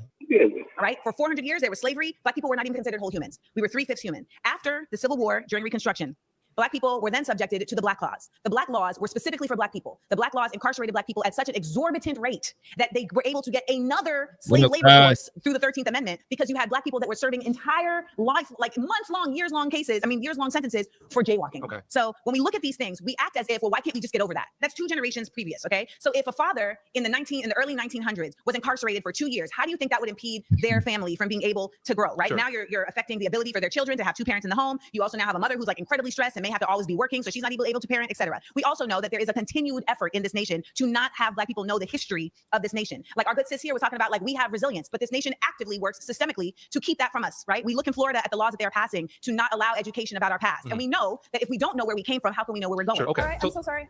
Okay. That's flags. Yeah. Okay. Another dub. Hi again. We cool now? We good. I think Oh Lord. So it don't last long. Don't worry. I got something to say. About them. Go ahead. Go ahead. Let her talk. We're kind of looking at the same side of the same coin. And I think we both want the betterment of the Black community. And I think we're maybe coming from it from different ways. And so I do respect your position to what you were saying as well, that there are certain things and powers at play. And I've experienced racism firsthand. A lot of conservatives try to act like, oh, there's no racism in America. I absolutely believe there is racism in America. I believe racist people exist. I just don't think that the systems as they stand today are inherently racist because I've seen too many Black people overcome. And I just feel like a lot of times what's left out of the dialogue is self-accountability and like self-will. We talked about how we were 3/5 of a person, but now we are 100%, I guess, according to the law or whatever, a person. And I feel like at the end of the day, if you wanted to walk out here right now and decide, you know what, I want to change my career, I want to do that, you can. And that's why so many people and Nigerians come here and Indians come here and so many people who are not white, who are supposed to be discriminated against because they're not white, they come here and they become doctors and lawyers. Why? Because to your point, there's community. There's a sense of pride about, you know what, I got to go honor my parents back in Nigeria. I am part Nigerian. I have to go honor my parents. I have to go honor my elders. They're not twerking and shaking booty. They're getting sick. Oh, the Nigerians I know ain't doing it. They are from Africa. They're doctors twerking and shaking booty. They can shake because they got the money to back it up. But do you see what you're saying? But do you see what I'm saying though? We have to be honest, Amanda. Well, as a fellow daughter of an immigrant, right? So my mother's from Grenada. My mother did come here and was able to work and was able to get green cards for folks. So shout out to my mom. There's a very big difference in growing up somewhere and coming from a place where you are the majority and where your people are running the show than being somewhere where your people have been subjugated the entire time your people have been here. But your mama came here and she wasn't the majority. So how did she succeed? She succeeded because she came here with the fortitude of coming from a place. Her resilience, right? No, but let me say what I'm saying. If we don't acknowledge divide and conquer in the United States, we are having a pointless conversation. I agree. We have to acknowledge that there is a concerted effort at divide and conquer in the United States. We're literally watching it happen right now with an effort to divide and conquer and have Black people people fighting immigrants and have black people saying that immigrants don't matter. So fighting white people. White people is Stop. Pause. You gotta pause it there. You gotta pause it. I think we got like 10 seconds left on the. We are becoming the new white supremacists. We are. We feel like we can't do anything. No, it's not that we're putting them. It's not that we're putting them on a pedestal. It seems like they just gonna let them keep going. All right. I want to, because this is how this panel is. I'm not gonna mention the person. They came in making the accusations, right? And this is what we have to acknowledge and capsulize this moment. It's gonna be a better moment than what Amanda Seales is just doing right now, like how she's checking certain immigrants or people that was born here that's first generation or second generation. Again, before, because you was talking about the diaspora wars, right? Which is a white supremacist COINTELPRO ideology. Before this happened, all black people, because we're all black people, it was your mentality and how you saw yourself once you're in this country, how you saw yourself as a black person in this country, no matter who you are or where you come from. It doesn't matter where you come from, because there's a long list of so-called FBAs that are fucking coons. So being here doesn't automatically make you on code, and we all know that. But what Amanda Seales is also saying is, like, you as an immigrant that's coming here, it's up to you to understand these things. So all I'm saying is, if you have black so-called FBA, so-called ADOS, so-called people that's been here and they don't fucking get it, you have people that have to learn the truth about it, because there's a lot of propaganda and a lot of lies out there. So that same grace you would give your own fellow black person, you have to give that grace to an immigrant that may not know. He may get with a whole bunch of FBA Republicans, so he's gonna say these things. It has nothing to do with where they're from. It has to do with how intelligent they are and if they're able to receive information, and it has nothing to do with where they're from. Obviously, we see this dichotomy because you have Amanda Seales and you have these idiots. So that's all I wanted to say. You can let it play. Gotcha. All right. I jump in at the end of this. All right. It's that we are joining them and instead weaponizing our blackness against our people. When we do what you're saying, we are saying, I am better because I figured it out, and so you're the problem because you didn't figure it out. What about if I believe that the American dream is, I have a right to that as well? Is that me joining white people, or is that me saying, you know what, I want to live the American dream for me, because it may look different from other people. Some people it's about shit. For me, I want my kids to grow up in a wonderful neighborhood. I want them to go to college. I want to have a 401k. I want to do this. I want to do that. So I feel like a lot of times in the black community, we associate anything that's right or that's just or that's striving forward with whiteness. So when you say it's whiteness, it's capitalism, and I think that's what we have to understand the difference of. The concept of capitalism always is grounded in exploitation. But so we're sitting here benefiting from capitalism, and you know that because you would. I understand that we are benefiting. I understand that we are benefiting from capitalism, but I also understand that we would have other people and a majority of people benefit if we were not solely capitalist. That is what it means to be a black radical. It's All right, where's Steve at? She about to get in her socialism. Understand that I can benefit as well as others. So, Amanda, what is your solution then? Because we know that capitalism benefits us, and people are coming here every day. Is what I continue to say. We need to have coalition building across cultural differences, across ethnicities, across classes. And that includes collaborating with white people. I've never said it didn't. But this obsession with white people fails to acknowledge the fact that there are people who benefit from white supremacy. But we live in America, let me finish my point. There are people who benefit from white supremacy that do not identify themselves as white. They don't consider that to be the most important element of their identity, because they understand that at the end of the day, we need to see each other as humans that all deserve a right to exist. We all deserve a right to exist. I shouldn't have to earn my right to exist. And that is what capitalism does. You have to earn it. That is what this nation is. You do have to earn it. You do. Yes, you do. That is why we are criminalizing the poor. We are criminalizing the poor on a regular basis. How so? Because we're not even allowing for a wage to happen to allow people to get out of poverty. We are seeing inflation. We have people in our family that have done it. No, we have not had people that have done it. My mother came to America with an entire nursing degree. I can't say, oh, well, my mother did it. Why can't you? Because my mother was pregnant at 19 from the south side of Chicago with no degree and still made good for your mom. But this is the thing. So we can't do it. The question isn't whether or not some people. Hold on. She said good for your mom. It is not available to everyone in an equal way. Yeah, but hold on. I just want to say. But you agree with that statement, or you disagree? I disagree with that statement, because what she just said was good for your mom. So why can't somebody say good for your Nigerian ass coming over here and what you did? You understand what I'm saying? She's sitting there trying to say that, oh, if I'm Nigerian, I come over. But what the problem is people don't understand that even with them coming over here and them doing this, them being foreigners coming to here, you know what I'm saying? It's a piece of respect that you need to have for the people that come here. We are the only people that are disrespected by foreigners that come over here, and they benefit off of us because they look like us, but they're not one of us. And she's sitting there and saying, oh, why can't let him finish this point. Let him finish this point because I want to respond to that. No, I'm just saying, I'm still one that said good for your mom. Yeah, good. And when she was saying, good for your mom is the same thing as somebody could say good for you as being a Nigerian coming over here and you did this. Good for you.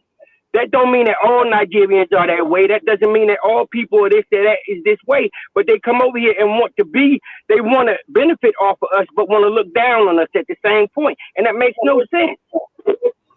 Now, I want to respond to that. It sounds like you're personalizing it. She didn't say anything about Black Americans, and no one benefits off of Black Americans. So I don't understand what you mean by that. There's no welcome mat of saying, okay, you're Black, you're not from Nigeria, from West Africa, so now you're a Black American, consider Black American. So now you're Black American. Here are your social benefits. No, there's no fucking benefits to that. The yes, same trials and tribulations.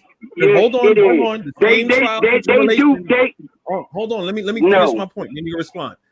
The same trials and tribulations that you get, I get, right? As she's a naturalized citizen, right? The same. We are seeing the same, and this is true.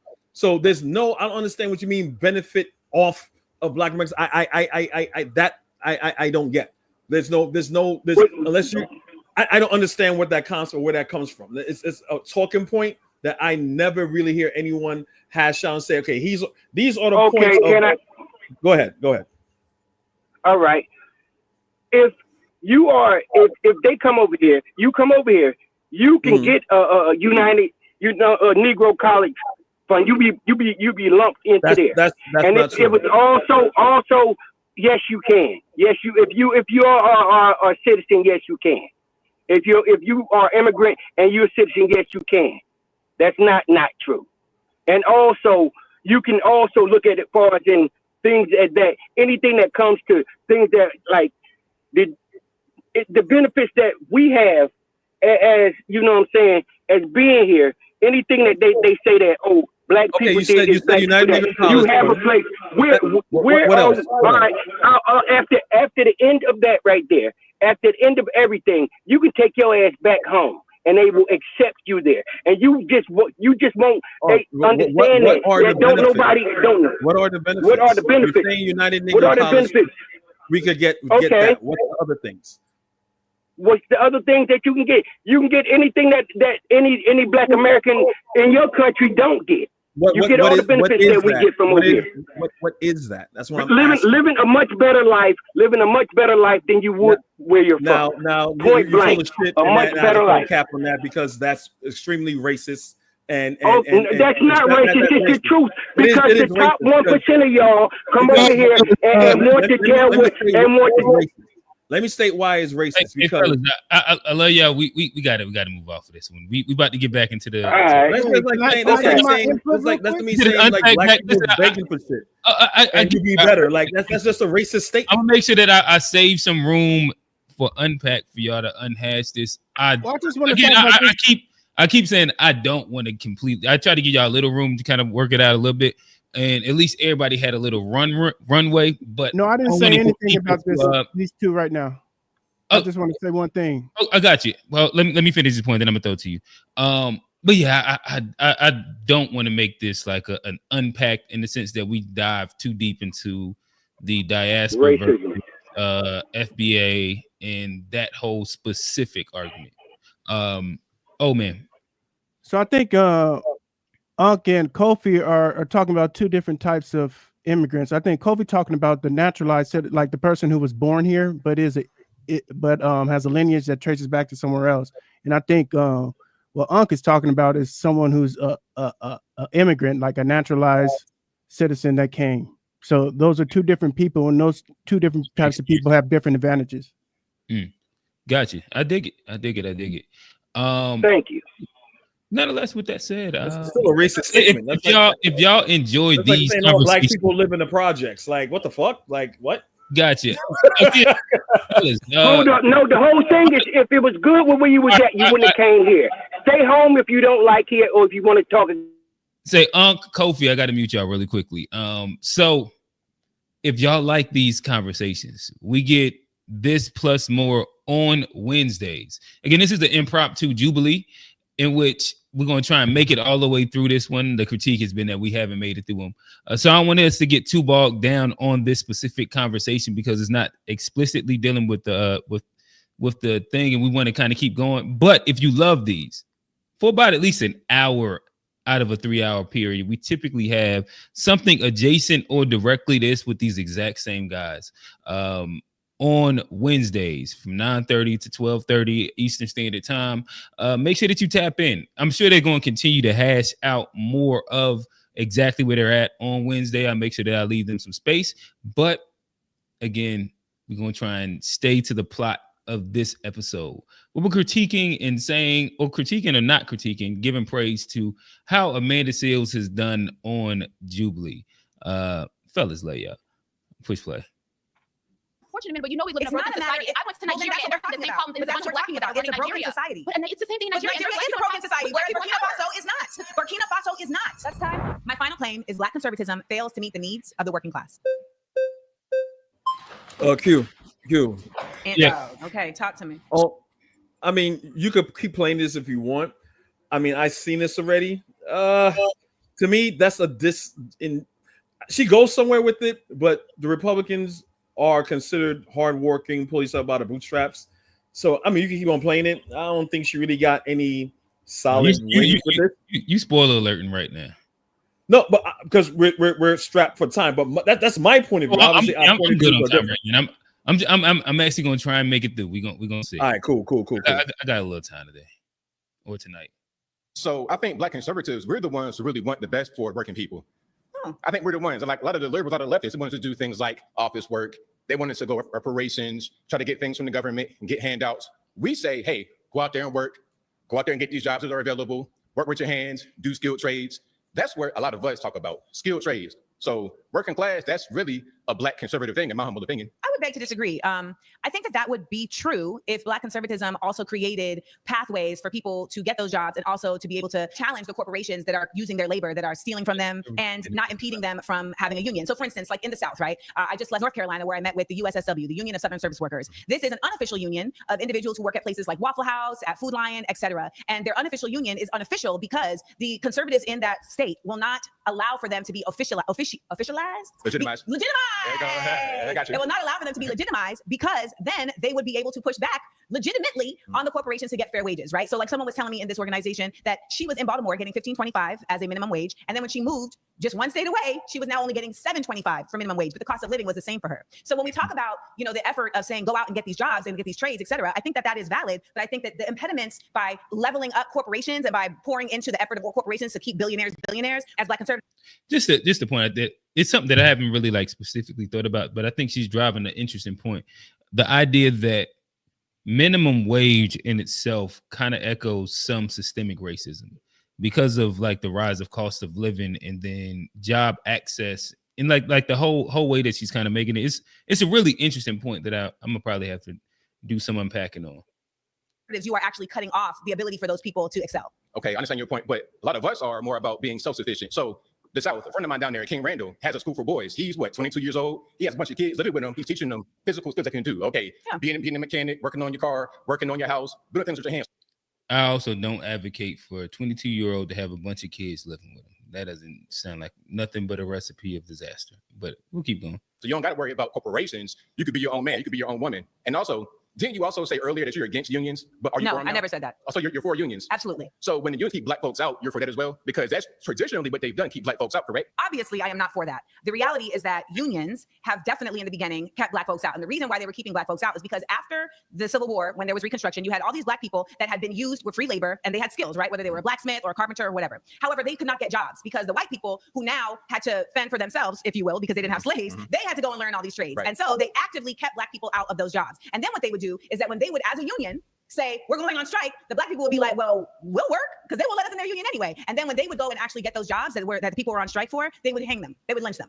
So yes, these are real things that have taken place. But we keep having these conversations where we acknowledge the past when it's convenient, and then we only say in the present when it's convenient. So you can't simultaneously say, well, everybody's fine now and there's no systemic racism at the same time as stating that there are unions that are racist and unions that aren't racist. Ultimately, there is racism in the United States. It is deeply embedded. We have seen it in a myriad of examples, even just yesterday or today. And black conservatives are working against the working class because they are actively placing their vision, their ideology of black excellence in economics solely. Well, there is racism and in individual economics. And I think that's really the big difference of what we're talking about right now. You're talking about every man for themselves. Every man for themselves. No, I don't say that. Oh, you I say that we have to be individual as people, as black people, but still get all of us on the same page. My friends at school, he's not just looking out for himself, looking for all these kids as well. So it's like, okay, I'll bring myself up and then bring everybody else up rather than relying upon the corporations and white people to lift this up. That's where we come from. So I think there's a difference between relying on and acknowledging that there are impediments of. And I want to acknowledge the reality that we keep seeming to bump up against, which is that everybody has equal ability, and they don't. Everybody doesn't have the same impediments. So, for instance, I grew up with a single parent, not because me too. I grew up with a single parent, not because my father was some deadbeat that didn't have. My father has a MD from Harvard. My father has an MBA from Tufts. But that was a firefighter, so working class, conservative. He just didn't want to be a parent. So when we talk about this whole idea of like, oh, the blacks that are, not doing the thing, it's not about necessarily what class you're in. It's literally just about, we live in a nation that gives the option of, I don't want to be a parent. We live in a nation that gives the option of, I don't need to be in cooperation with our community. And as far as I'm concerned, black conservatives do not address the needs of the working class, which are fair access to resources, which are equal access to getting jobs, which are equal pay to the same access as others. And we don't. Equal to who? Equal to other states even. Like there's no reality where you can say that the same amount of white people are working low wage jobs per capita as black people. A lot of the reason is because there's such a disparate incarceration of black people that it impedes their ability to get higher level education as well as higher level employment because we know about disenfranchisement. All right, there you go. he just accepted it too. Yeah. Now, what did they call that when, like you go out conceded? You pretty much conceded. You have like a one night. Like you go out, you have like a one night stand, but then you're like, damn, that was all right. And you got to call her back one more time just to see. That thing, what is it? You got to spin the block. Spin the block. You spin the block. You spin the block for him because it was a dog walk the first time. He came back up, dog walk again. Yeah, that was bad. Like shout out to her. Like even she, and it makes more sense now that in the background of her family, where her dad is a Harvard. What did she say? Doctorate. Harvard MD. Yeah, graduate, and her mother is clearly educated as well, in which she came from a very, very decent background where, as you hear her break down a lot, like she has a really good knowledge base. And it's either she did a lot of prep beforehand or she just has been exposed to a lot. Because even like the union example and then how she was able to flip it back, where she also used it as a rebuttal to how black conservatives very conveniently enjoy using like history when it's convenient to point out a thing. Because he was easy to point out how unions work negatively for black people. But if you bring up like redlining or something like that, they push back on it. And it's interesting. Yeah, but that guy also, he has his own channel. He's one of it's like a panel of 3 black dudes that are all conservatives. I wouldn't even mention the channel even if I knew it, but yeah, he definitely has a channel because I remember him as the bald black guy, and it's him and like 2 other guys. They do like their own little shows, but they do like a show together, like a black conservative show. So yeah. I'd be interested to run across it. She won the minute she said, I'm a black radical, because they all are expecting to go against a liberal. Yeah. So that's what they think they're going against, today's liberal. They don't realize that they're going against if back in the day, you would probably call Amanda Seales a Republican. But because both sides are so far from what they traditionally are, but by her saying she's a black radical, they don't know how to attack her because she agrees with some liberal points and she agrees with some conservative points. Gotcha. The thing with me was like when she was saying the minimum wage thing, that you know what I'm saying, that's something that most people don't understand, that that it's the truth. The minimum wage is doing nothing but keeping people poor. for the Democrats, so they have people to talk to and people that want to uplift them. Because if you listen to Trump, what he's doing right now, even from, you know what I'm saying, his standpoint, he's saying he's getting rid of the slums because that's prime real estate. Yeah, they want to get rid of them people. They want to get rid of them people because they want the real estate that they had to turn them into $2 and $3 million houses. You know, you always see where it goes like that. It would be the same thing, and it's not. It's if they could go up in West Virginia and find something except coal up there in West Virginia to you know, a mineral or something that could, they would go up there and kick them. They would call them slums, and it's racist, but it's also financially, far as it's like about who makes the most money and what they can do about it. If they could go up there and kick them poor people, that's the poorest people in the nation. But they don't have anything except coal up there to get from them. If they could get it up out of there, them white niggas gonna come out of there like them black niggas from the hood. They getting rid of it's all about real estate and what they can do and how much they have there. They want to keep people. If the Democrats wanted to really push up minimum wage, they really would. They would vamp it up more than that because they know minimum wage is not a livable wage for anybody. It's not. And you can push it up from state to state to something. That's something that needs to be done. All states need minimum wage to be at least $20 an hour. And that's just living costs. But it's also with you as a person, if you know in a state that the money that you making ain't doing right there, move somewhere else where your money move good at. That's the only thing I can give the people that come in, immigrants. They're going where their money move good at, where they can get money at. That's my opinion. I disagree with that because Republicans don't raise the minimum wage. Republicans fight. No one did. To keep the minimum no wage. one So did. I'm not saying Republicans raised the minimum wage. I never said that. I said if Democrats really wanted to jump on something, a board or something to do something, they would try their best to do it. They don't even try to do it because they want people to stay poor. So they have people to look what you can do, or what you, instead of showing them how to do it, they tell you, I'm gonna give it to you. That's not fair. There's only the people that wanted minimum wage. I never heard a Republican ever said raise the minimum wage. And California was one of the first people to raise the minimum wage in decades. Here in New York, minimum wage is $15. I'm pretty sure someone Google it. I could be wrong because he's not saying that most ever did that, right? Huh? He's not saying that Republicans have ever did it. He's not saying. He's saying, but the Democrats never wanted to raise the minimum wage. No, he's not. I never said that. I never said that. He didn't make that That's claim. not what I said. I said that. All I'm saying is that if Democrats really wanted to win more elections, you would lean more into minimum wage because that's something that all people need. But Democrats are more into keeping people on programs to where they can give them handouts and kind of manipulate the lower income group. That's more so what he's saying. That's what I see. I heard it perfectly. I still disagree, but keep it moving. Gotcha. So when I said she would be more like a Republican, it's because capitalism is a Republican concept. Okay. That's just for their comments for Ugly Doug or whatever his name is. Gotcha. All right.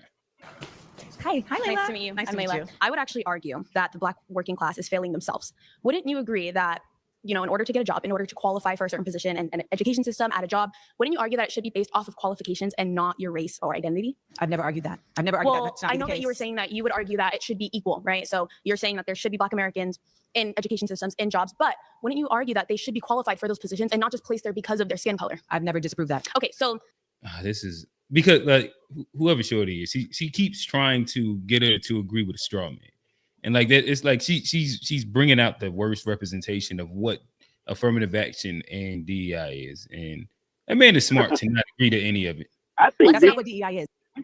This the funny one. Oh, okay. No, I'm saying I think this the funny one. Gotcha.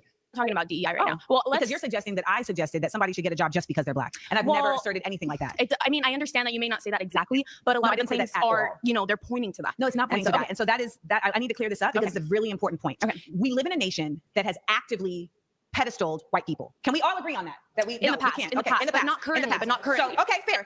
Okay, so how many Black people are part of this administration's cabinet? I'm not sure. Can you tell me? Can you fill me in? Zero.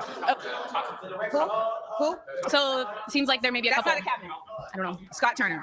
Okay. So that's our first L. That's our first L. We got you. So back to your point, DEI is about expanding. Oh yes. Okay. Not lowering credibility. Okay. So if we have a system that has very actively said these particular people are the best people simply because of their race, DEI said, or their gender. Okay. Because DEI mostly leveled up white women. Okay. So it would be incorrect if it's, if we're pointing toward this, a majority of race is qualified because of the skin, the basic Absolutely. skin. Okay. Yeah. Whether they're white, Black.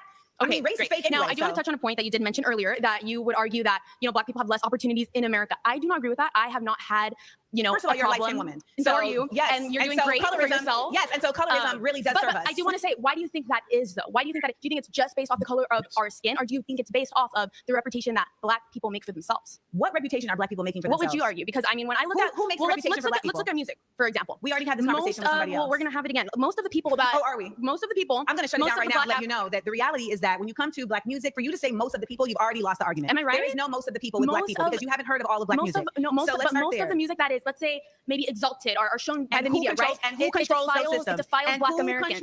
But who's putting it out there? We are. Black people. We're the ones putting it out there. Distribution systems that are putting them out there are owned by white people. Who listens to them? Because I can bet you most of my friends, my Black friends that are not conservative, they listen to that music. Yeah, you said it, huh? You said it. You know who else? You know who else about Black on Black crime and everybody else. But if we don't acknowledge that they are not in the same way pursuing white voices talking about the same thing, even though they are, we simply like to start at the branches of a tree and not at the root. We have to understand that the media is king. Okay, media is king, and media does not favor conservatism. I can tell you that right now. I mean, look at the protests right now in Los Angeles. Depending on who is in office, media does favor them. I mean, we have Trump in office right now, and media is not favoring Trump at all. Media is absolutely not favoring Trump in certain spaces because Trump is also not favoring that particular type of media. But it depends on the day, and we have to acknowledge that regardless of whether you talk conservatism or not, media has never favored Black people at any point. All right, guys, that's time. You've been voted out. Thank you. At any point. My take from all of this stuff. Besides for that small little square that everybody put on their my take from all of this stuff online with this show and just online general, if you notice, I think it's just a failure of our education system. It's all these young people, melanated people trying to tell grown-ass people that live the life what they lived was false. It was very frustrating because they had 12 grades of just this indoctrination of how they think everything works, and they're absolutely 100% false. And we're trying to teach them on the not on the job, but you get what I'm saying, just teach them, and they're unwilling to learn. And it's so frustrating because they always resort back to, well, the white people helped us. Well, the white people, it's crazy how they respond to a lot of these just plain and simple elementary lessons that we learned as kids, but they haven't learned it. Yeah, but man, not everyone had the same type of parents. What you're saying is absolutely true. But I'm just saying absolutely true. But I have my children will go to school and they'll correct the teacher, and they'll be interact with their peers, and they'll be like, Dad, these people believe this particular thing that is just simply not true. Kofi. That's what I was saying. With them, with your kids correcting the teacher, and it's a good thing now they don't do it. But you think about it, all the kids that was in special ed, some of them didn't deserve to be in special ed. They just challenged the teacher, and they would make them say that they're bad kids because the teachers is teaching falsehoods, and they might know the truth. You know what I'm saying? Or what you're saying is a lie. You understand what I'm saying? They would have said something was wrong with your kids in today's age. I mean, back when we were in school, they would have said that. Yeah, that's true. That's true. I need to call you by your name. You ain't no unk to me. Me and you like the same age, man. I need to call you something else. We need to talk about that. I got you. Yeah. All right, I'll push play.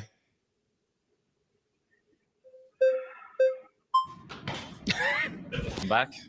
So let's talk about facts. I just want to move back to systemic racism because you mentioned systemic racism earlier. I just want to look at 3 applications of systemic racism against white people and against East Asians as well. So for example, we have the National College Attainment Network, which defines affirmative action or even race-conscious admissions as taking race as one of the factors whether or not you're going to admit a student. And we noticed that when race-conscious admissions was out of it, Black enrollment dropped 64% at UC Berkeley. And that is an act of systemic racism, trying to look at people's races and allow them to colleges whether or not they're of a set race is racism. And it's race-conscious. And Martin Luther King's most famous quote is that he doesn't want his children to be judged based on race, but by the content of their character. And the content of people's characters also includes merit. We have another example of systemic racism. Burgess Owens, he's a representative out of Utah. He's a Black Republican representative. He called out the MIT president for having Black-only dormitories. I mean, what does that mean? Why are we trying to segregate each other and say that Black people feel safer amongst Black people when the truth is they're actually more in danger when they're around Black people? And that's unfortunate. It's sad that I'm saying this, but it's the case, and I have to say it because it's true. Okay, Black people are killing each other at a vast, crazy rate. Black men rapping about it. It's savagery. It's barbaric, and we shouldn't be doing it as a people. We should try to get more Ben Carson's. Ben Carson's cousins were murdered when he was younger, but his mother came to him and gave him a book and told Ben Carson to read and study so to not be like his cousins. And Ben Carson separated 2 twins at the back of the head, and he's known as one of the best pronounced neurologists or neuroscientists that we've ever seen. Right? Ben Carson said that slaves were immigrants. Well, they were brought here to the United States, and many of them were slaves, and you know that to be a fact. What is the difference between can you pause that real quick?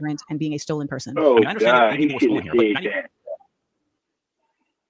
but Yeah, trigger warning, right? Ben Carson was disrespectful as he was saying that. Let me preface that first. Not that it's going to matter because everyone's going to get triggered. When we look up the definition of immigrant is a person who moved from one place to live somewhere permanently. That's it. That's all that it means. So the forced migration of Africans being sent to America into chattel slavery is a forced migration, aka forced immigration. But what in the sense that Ben Carson was saying it was to undermine that horrific thing. I just want to say that you could hit play. Wait 1 second, just to clarify that. Hold on. What? This is your what? Where'd you get that definition from? Look up the definition of immigrant or immigration. That's all that I'm saying. This is Webster. So you telling me that you can be an immigrant from slavery? Someone here you go. You're the messenger. Steal someone. So if someone steals someone and bring them somewhere, they're stealing immigrants and placing immigrants. So if I go to Mexico and steal me a couple of Mexicans and bring them here, they're immigrants. Or are they kidnapped? Again, which one are they? Are they kidnapped or immigrants? I'm asking you a question. No, I heard the definition. I understand the definition. I'm not Merriam-Webster. I'm just telling you what the definition is. I know what the definition is. I'm saying to you, with common sense, just because something is wrote down somewhere doesn't make it absolute sense. You understand what I'm saying? Okay, that sounds very convenient. I can do that too. I don't disagree. English doesn't mean English. So if something says hot, doesn't mean that it's hot. It means that it also means cold. Like, come on. Kofi, I don't disagree with your definition, but you have to take into account when slaves were brought over here, there was no country. Immigration is from one country to the next country. No, there was no country here. It doesn't denote country. It says I'm reading the definition. To live in another place, to live there permanently. Doesn't matter. A foreign country. It could be in the ocean. It could be on top of a mountain. It doesn't matter where it is. So it's no such.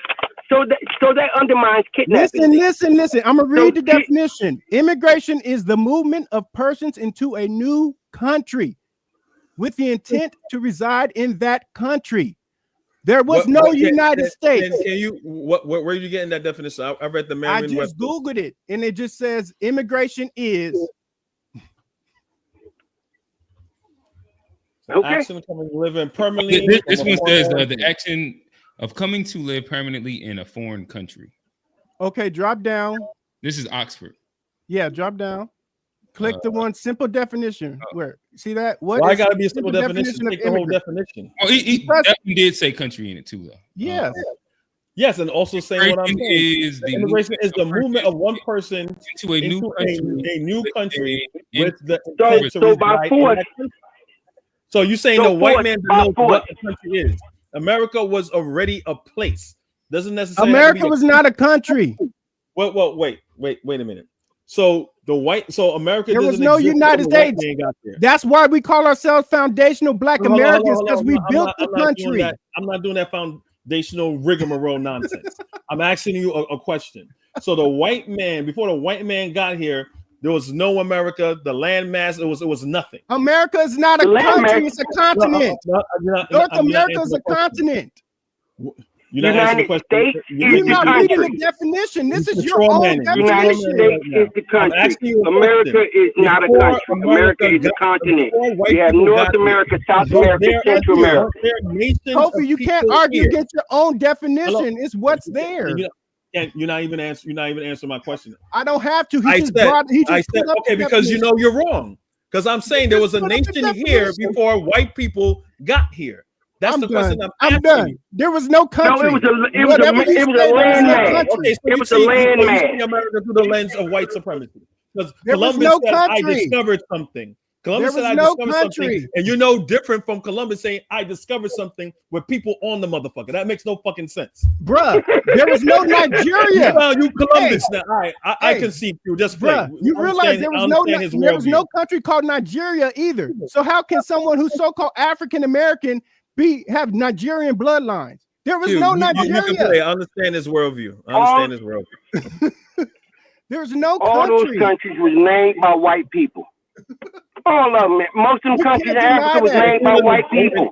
Including the they people weren't named by the people. It was made a white man named that. And you're proud to name yourself after a white man. Get back into the video right here. Again, that was another quick unpack break. Hey, that's a preview. Just Wednesday. That's Wednesday show. Pull up on Wednesday. Slavery would have not been possible if black slave owners within Africa didn't sell off the people. White people didn't show up and just start stealing people. They didn't do that. That's not how that works. All right. Fact check says slave merchants in Africa sold indentured servants who were brought to North and South America. The slaves sold at the ports were captured during war raids or sold by African leaders. Thank you. Now, Q, hold on. No. Don't do that. Don't do that. Because remember when you stopped it the first time and about the other fact check that they did when they say that black people black people bought each other as slaves. This is a point where I'm talking about where coward ass FBA and other people won't give Africans the same grace. So when they say, "Oh, we sold each other," you guys sold each other. They do not denote this. Either they're ignorant and they don't know, or they're very disingenuous. So we all know there was no slave. Africans sold each other out of there were prisoners of war. There were no slave castles. There was no Salamina on the Gold Coast until white people came there. Right? Can I? So when Negroes and niggas say that Africans sold each other, I see them as the same people that say someone trying to say, well, you black people bought each other as slaves. Saying those things full stop is just unhistoric, disingenuous, and it undermines black people and black struggle. There were prisoners. Can I just jump in here for a second? Now, one thing I can say that I do. Anyone try to debunk that, they're just fucking idiots. No, Kofi. I'm saying what I'm saying is this. One thing I do agree with is this right here. Hey, fellas, but the thing be like, it'd be hard to even let y'all go for too long because like once we get into like the calling each other names and like if you think this I didn't call nobody names. You just said you said then you're a fucking anybody. I didn't call anybody names. But it's no again. All right, so let me make sure that I kind of lay this. So I'm not really I don't want to use. I'm not too interested in having like Discord live at all. So like if we're gonna have back and forth, if we're gonna like get some points off, and even if we're gonna like dive a little bit into this, because again I keep trying to steer us away from it. Like let's do it inside some version of like a way that we can have dialogue. This is the problem. And I agree with Kofi. And I'm not saying that's cool. But my thing is that like let's just make points. I'm just not that interested in having hyperbolic conversations at all. Like if we're going to debate something, y'all want to go back and forth and debate it, that's cool. But as you've seen, even in here, anytime it gets too hyperbolic, I'm gonna just go ahead and try and shut it down and just move somewhere else. Like, get y'all shit off. Can I just say something for a second? I agree with Kofi on the African thing. This is what I'm saying. When you give grace, and it's an FBA mindset, you give grace to their struggle, and what grace did I give that they have, it's fine. But the moment is something that not you, I'm not saying anybody in. I'm saying in general, as far as what I've seen with certain mentalities in the Black community. When you have this notion of Africans sold each other that they propagate and say all the time, when I try to correct that, then again, not you, it's a problem. It's like, oh, and it's very fucked up and disingenuous and dishonest, and so because right, so but be right, fair, like, but be fair. That's what I'm saying. That's why I said because I know this was coming. So help me understand. So are you telling me to be fair? Are you telling like the people? Everyone, when it comes to this in general, just like how no one has. Right, but my thing is that right now, but about the fact check about Black Americans, everyone should have that same energy when the fact check comes about. But Kofi, right? But Kofi, you keep fighting nobody right now. Nobody's even like jumping in to disagree. I'm fighting the ideology, not the individual person. All right, but then like understand you also just went on like a 2-minute tirade when you started calling people fucking idiots. In which then it starts making it hyperbolic and like you know what? I give up, man. I give up. It's the same exact thing that I'm saying, man. Whatever, man. No, can I say something for a second? This is how I feel.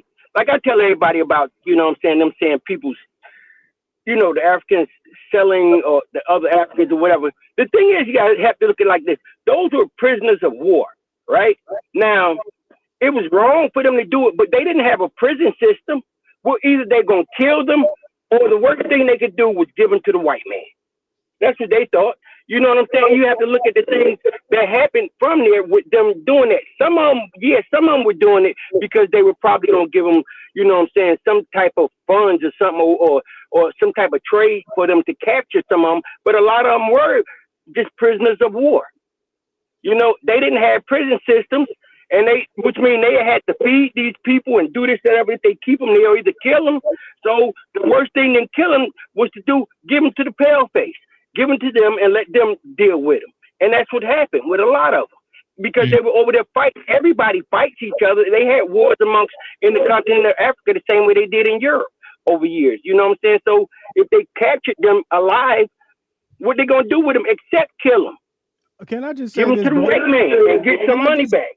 Say this, both things can be true. In the pandemic, I had many conversations with Africans that are actually living in the African continent. And when these type of discussions came up, many Africans did admit that, yes, my family had slaves and we sold slaves. They didn't say anything about prisoners of war. So both things can be true. Some people may have been just prisoners of war and some people were outright slaves. There's no debate. Can we say the same thing about slaves that brought other Black people? Maybe there were actually Black people that actually 100%.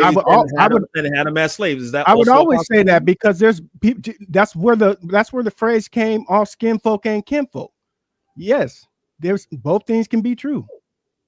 Yeah, but in this particular, a conversation among us that'll be perfectly fine because we understand the nuance. We understand that is not the norm. But where like Amanda Seals is and things like that, those type of lies is propagated to take away responsibility from the people who really profited from it.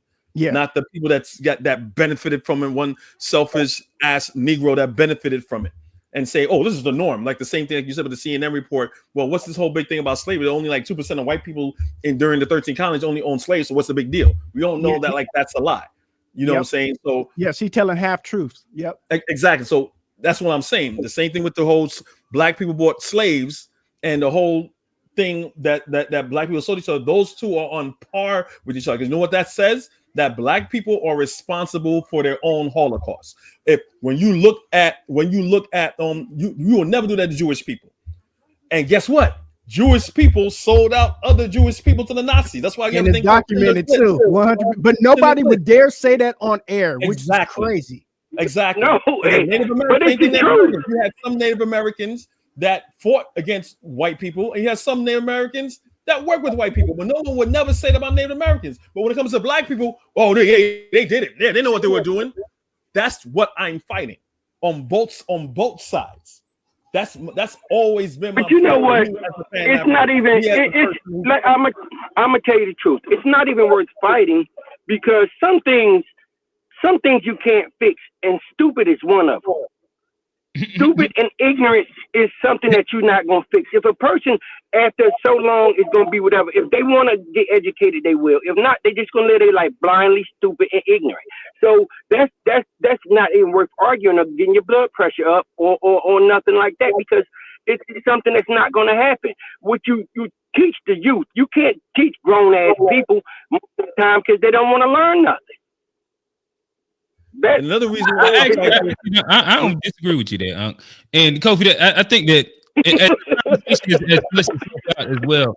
Like I said, I think that you were, to me, it seemed like you were coming off as if you were talking to those people instead of like a bunch of people that actually can attack the conversation with nuance. And it doesn't sound like there was really much of a disagreement. I was basing what I was saying based on the fact check. Same thing that I did about the Black Americans that sold Black people. I had the same energy towards that. Mm-hmm. I did the same thing, but how it was received was totally different. Well, no, that's the problem. That's the problem. No, I agree. I agree with you. I got you. With you on what you're saying. You say, hey, don't do that. Like, and you went down a whole thing in which you painted like an imaginary villain for a second. And that's why I had to ask, like, damn, FBA ADOS on white supremacists is an imaginary villain? Let me get this right. No, he's talking about the people on the panel. That's what he's speaking of, the people on the panel. We're talking amongst each other right now. We're talking amongst each other, and we're not talking to the masses that might want to claim this or that, whatever. Everybody had their own identities, but right now I'm just speaking to you guys that's on here right now. And maybe if someone types something in and want to ask me something, I'll talk to them. But anybody else, it's not even worth us talking to. Let's talk amongst each other and put our energy towards each other. I understand it, but the same energy I had, the same talking points I had, is for the Black still other Black people. The same energy that I have here. We can press replay and see it, but keep it going. I'm glad we all agree. I know we all agree. We ain't stupid. We're not stupid people here. But yeah, you got to start this one from scratch because this is where she killed him. Yep. I wasn't going to give it away. Yeah. Systemic racism, trying to see Black people at any point. I'm back. So let's talk about facts. I just want to move back to systemic racism because you mentioned systemic racism earlier. I just want to look at 3 applications of systemic racism against white people and against East Asians as well. So for example, we have the National College Attainment Network, which defines affirmative action or even race-conscious admissions as taking race as one of the factors whether or not you're going to admit a student. And we noticed that when race-conscious admissions was out of it, Black enrollment dropped 64% at UC Berkeley. And that is an active systemic racism, trying to look at people's races and allow them into colleges whether or not they're of a set race is racism. And it's race-conscious. And Martin Luther King's most famous quote is that he doesn't want his children to be judged based on race, but by the content of their character. And the content of people's characters also includes merit. We have another example of systemic racism. Burgess Owens, he's a representative out of Utah. He's a Black Republican representative. He called out the MIT president for having Black-only dormitories. I mean, what does that mean? Why are we trying to segregate each other and say that Black people feel safer amongst Black people when the truth is they're actually more in danger when they're around Black people? And that's unfortunate. It's sad that I'm saying this, but it's the case, and I have to say it because it's true. Okay, Black people are killing each other at a vast, crazy rate. Black men rapping about it. It's savagery. It's barbaric, and we shouldn't be doing it as a people. We should try to get more Ben Carson's. Ben Carson's cousins were murdered when he was younger, but his mother came to him and gave him a book and told Ben Carson to read and study so do not be like his cousins. And Ben Carson separated 2 twins at the back of the head, and he's known as one of the best renowned neurologists or neuroscientists that we've ever seen, right? Ben Carson said that slaves were immigrants. Well, they were brought here to the United States, and many of them were slaves, and we know that to be a fact. What is the difference between someone being an immigrant and being a stolen person? I mean, I understand that many people were stolen here, but 90% of historians agree that slavery would have not been possible if Black slave owners within Africa didn't sell off their people. White people didn't show up and just start stealing people. They didn't do that. That's not how it works. They literally did that. But they didn't. They worked with Black owners and Black. They literally did that. And Arabs did that as well. And I think it's very important. And I think it's important to note that there is an oversimplification of history as well as of Black people in Africa. There's a failure to acknowledge that in Africa, Black people did not consider themselves Black people. That was a racial distinction that was solely created by white oppressors to legitimize slavery. Arab oppressors, actually, because the Arabs did it in the 7th century. They were the first ones. They did not name it under Blackness. They simply just decided we're going to go and have enslavers. This was a decision that was actualized and then tried to be pushed forward through eugenics. Literally, there was an executive order that was passed a few months ago that said that Donald Trump wants to now control the museums because he wants to take back control of the narrative around race. And in one of these museums that they cited was that there was a display that speaks about race race not as a biological thing, but as something that has just been created as a social construct. And he stated that that is an incorrect expression of race, that race is biological. But it is biological. Like, let's look at our phenotypical traits, the nose differences, the hair texture. It's a biological thing. Sure, there's a social concept, but there's biological differences. Sir, you're very convicted in your lack of information around these things. Race and ethnicity are two different things, okay? Ethnicity is where you're from. Race is literally something that was created to put people into categories of caste, to put people into categories of oppression. Race is not something that you are. Race is something that was bestowed and put upon you. That's racism, not race. Race is simply race is literally something that was created and put upon you. And I want you to listen to me as somebody who has studied this, who has a master's in African American Studies from the Institute for Research in African American Studies at Columbia University. I want you to understand very clearly that race is not something that is biological. There is literally Look at the differences. There is many differences that are equated to ours that has nothing to do with race. Melanin content is not biological at all. So if you have a black parent and you have a white parent, and now you come out looking white, how is that a biological proof of your race? Most of them There's come no out most of them. having Stop. There's no most of them. You do not have anything to You're prove mixed that. race too. I am not mixed race. My mother is black and my father is black. Well, my father is also considered black, but he's very much has a lot of European DNA. You know what I think? I think that you are at a phase of your learning where you are a contrarian, and I look forward to seeing your development, because I have a feeling that you're actually going to flip the script eventually, because you are somebody that definitely is grounded in wanting to learn facts and wanting to learn the truths of things. However, you're currently still stuck in an indoctrinated space that is tricking you into thinking that you are something that you are not. You are a black person who is literally having to receive the results of racism, but ultimately you are of an ethnicity that has thrived in spite of it. And that is where we really exist from. And that is where our resilience comes from in spite of systemic racism. I think our resilience is happening now. I think growing, understanding the real problems, not going out and trying to protest against. You guys don't ever do this. KTS. You guys don't ever do that. Who is you guys? Members of the black community that don't want to hold people accountable, especially black people. So KTS was shot 60 times outside of Cook County, Chicago. How many BLM members came out? You earlier said BLM Stop is referring to me as you guys. Okay, that's fine. So, for example, we had a really good example of this where it's not a police, because I remember you said, where are you from? Where am I from? What do you mean by that? Like, what state am I from? Where do you live right now? I live in Florida. I was born in Angola, though. I was born in sub-Saharan Africa. Okay. Where did you grow up for most of your time? In Maine. I lived in North America. In Maine. Yes. And what is the population of black people in the town that you're from? It's really extremely low, but I grew up around black people, and there was a black community where I lived. And that black community that you lived in, did they teach you about black history in the United States? Like, are your parents black American? Yeah, my mom is black. My father is black. No, I'm asking, were they born in the United States? No, because I wasn't born there. Oh, so you guys are all from Angola? Yes, but again, like I told you earlier, right? In terms of people like KTS, they were shot. BLM doesn't come out for them. And I remember you earlier said, hold on, can I please finish? You earlier said that BLM is worried about police, but when Daniel Penny choked out the man that we all know was causing violence on that subway train. He was not causing violence. He was causing disruption is not causing violence. He was threatening people. Causing disruption is not causing violence. And the people there helped him also. And you know that he helped them. I don't know what that has to do with BLM. Random people on a train is not Black Lives Matter. BLM showed up for that. They did. Showed up for what? BLM showed up threatening white people, saying that they were going to No, they didn't. BLM protested. BLM New York. BLM protested. Where did you get that from? You see, your sources are not. You're not able to cite your sources. Please go sit down. Yeah, that's the truth. It's not the truth. It's not the truth. It's not. Nothing you say is actually the truth. Nothing. You're not even American. You're not even a black American. As the daughter of an immigrant, it is imperative that black people from other places understand the disparate difference that they exist from black people in the United States. It is not the same. Period. And ultimately, the best effort that we can do as a diaspora is to lead in understanding, not in judgment. So when I am talking to somebody from Sudan, from the Congo, from Angola, I am listening to understand their experience, not to undermine it. And I refuse to allow anybody from Grenada, from Angola, from any other place to come and try to undermine the experience of black Americans. Boom! Pause it. Yo, that was the berry. That's all I be saying. That's what went viral, Q. That's what went viral, Q. And I agree with her 100 and billion and 10%. And I prefaced that already. Now, no one's gonna agree with me and say I'm being hyperbolic or anything crazy because she's holding black immigrants accountable. There, the other thing happens, but this is what I'm about. If you say fucking idiot at the end, then I might say it's hyperbolic.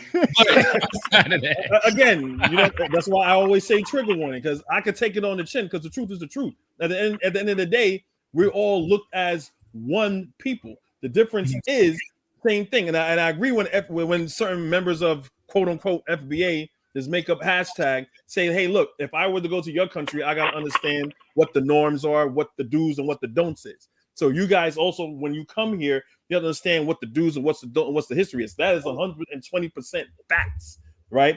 Kofi, that's all I ever be saying. That's all. Yeah, but you kind of.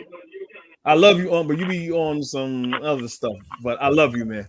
But what all I'm trying to say that black people, just like how black Americans aren't a monolith, black immigrants are also not a monolith. And the reason why I like Amanda Seales is doing this, because you can see a well-educated black person knows black history and blows black history and the politics and economics strides that black Americans have to make. That's the grace that these hashtag online groups don't have.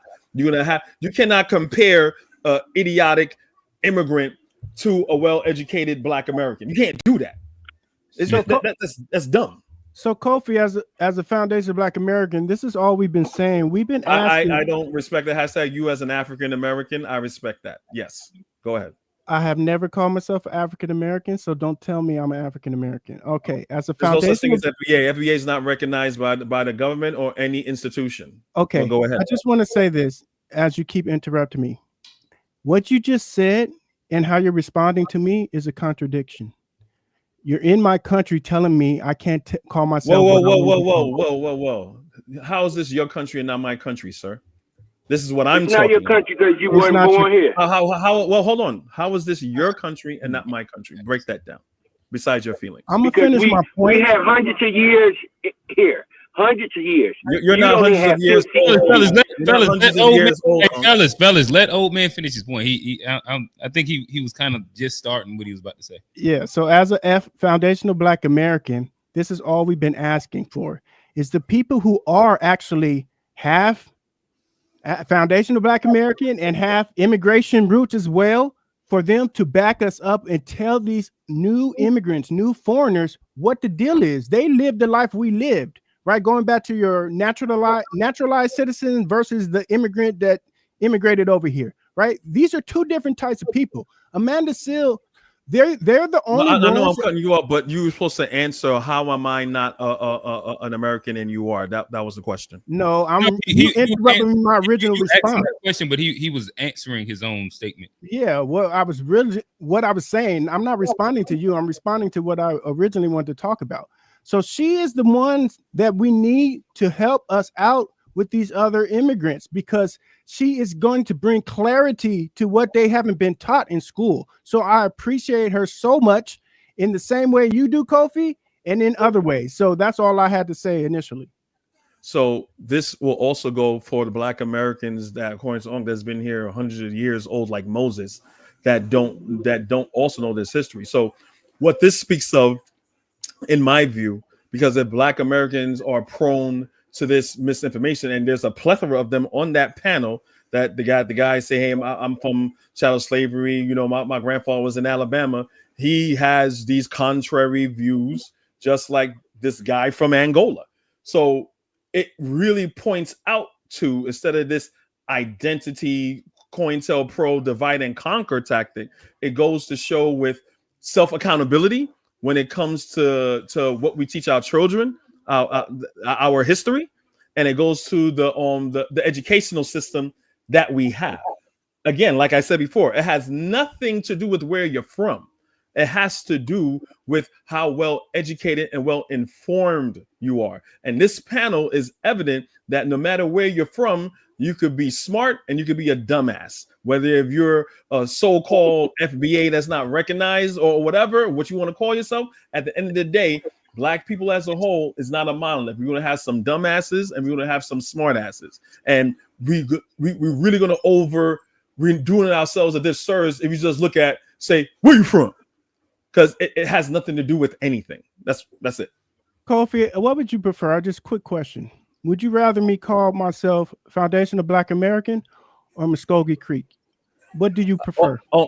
Again, with Q, it's going to develop balls and something else, and I don't think Q wants that. It's almost over, and that's a whole other side conversation. Which one you prefer me to call myself? I already addressed that. I said there's no such thing as a FBA according to what FBA is defined by, and it's not that according to history, and is not recognized by the government or any official organization. FBA is a trademark. Okay, so is African American. So no, it is not. Who trademarked African American? Multiple people. Google search trademarks for African American. You'll get the various numbers. Okay, so okay, I'll look into that. I'll look into that. But I don't think anyone is profiting from. I don't think anyone's profiting from African American like Tariq Nasheed is profiting from FBA. When you say that FBA doesn't matter, doesn't count because the white supremacist system that created the system. That's what you said. No, you just said because it's not documented, about the white it's not part of the system that it doesn't exist. Anything about the white supremacist system. I said the system. So wait. So again, this is so my existence. So you rather be called black. System? So how does that happen for you to be officially all recognized as black?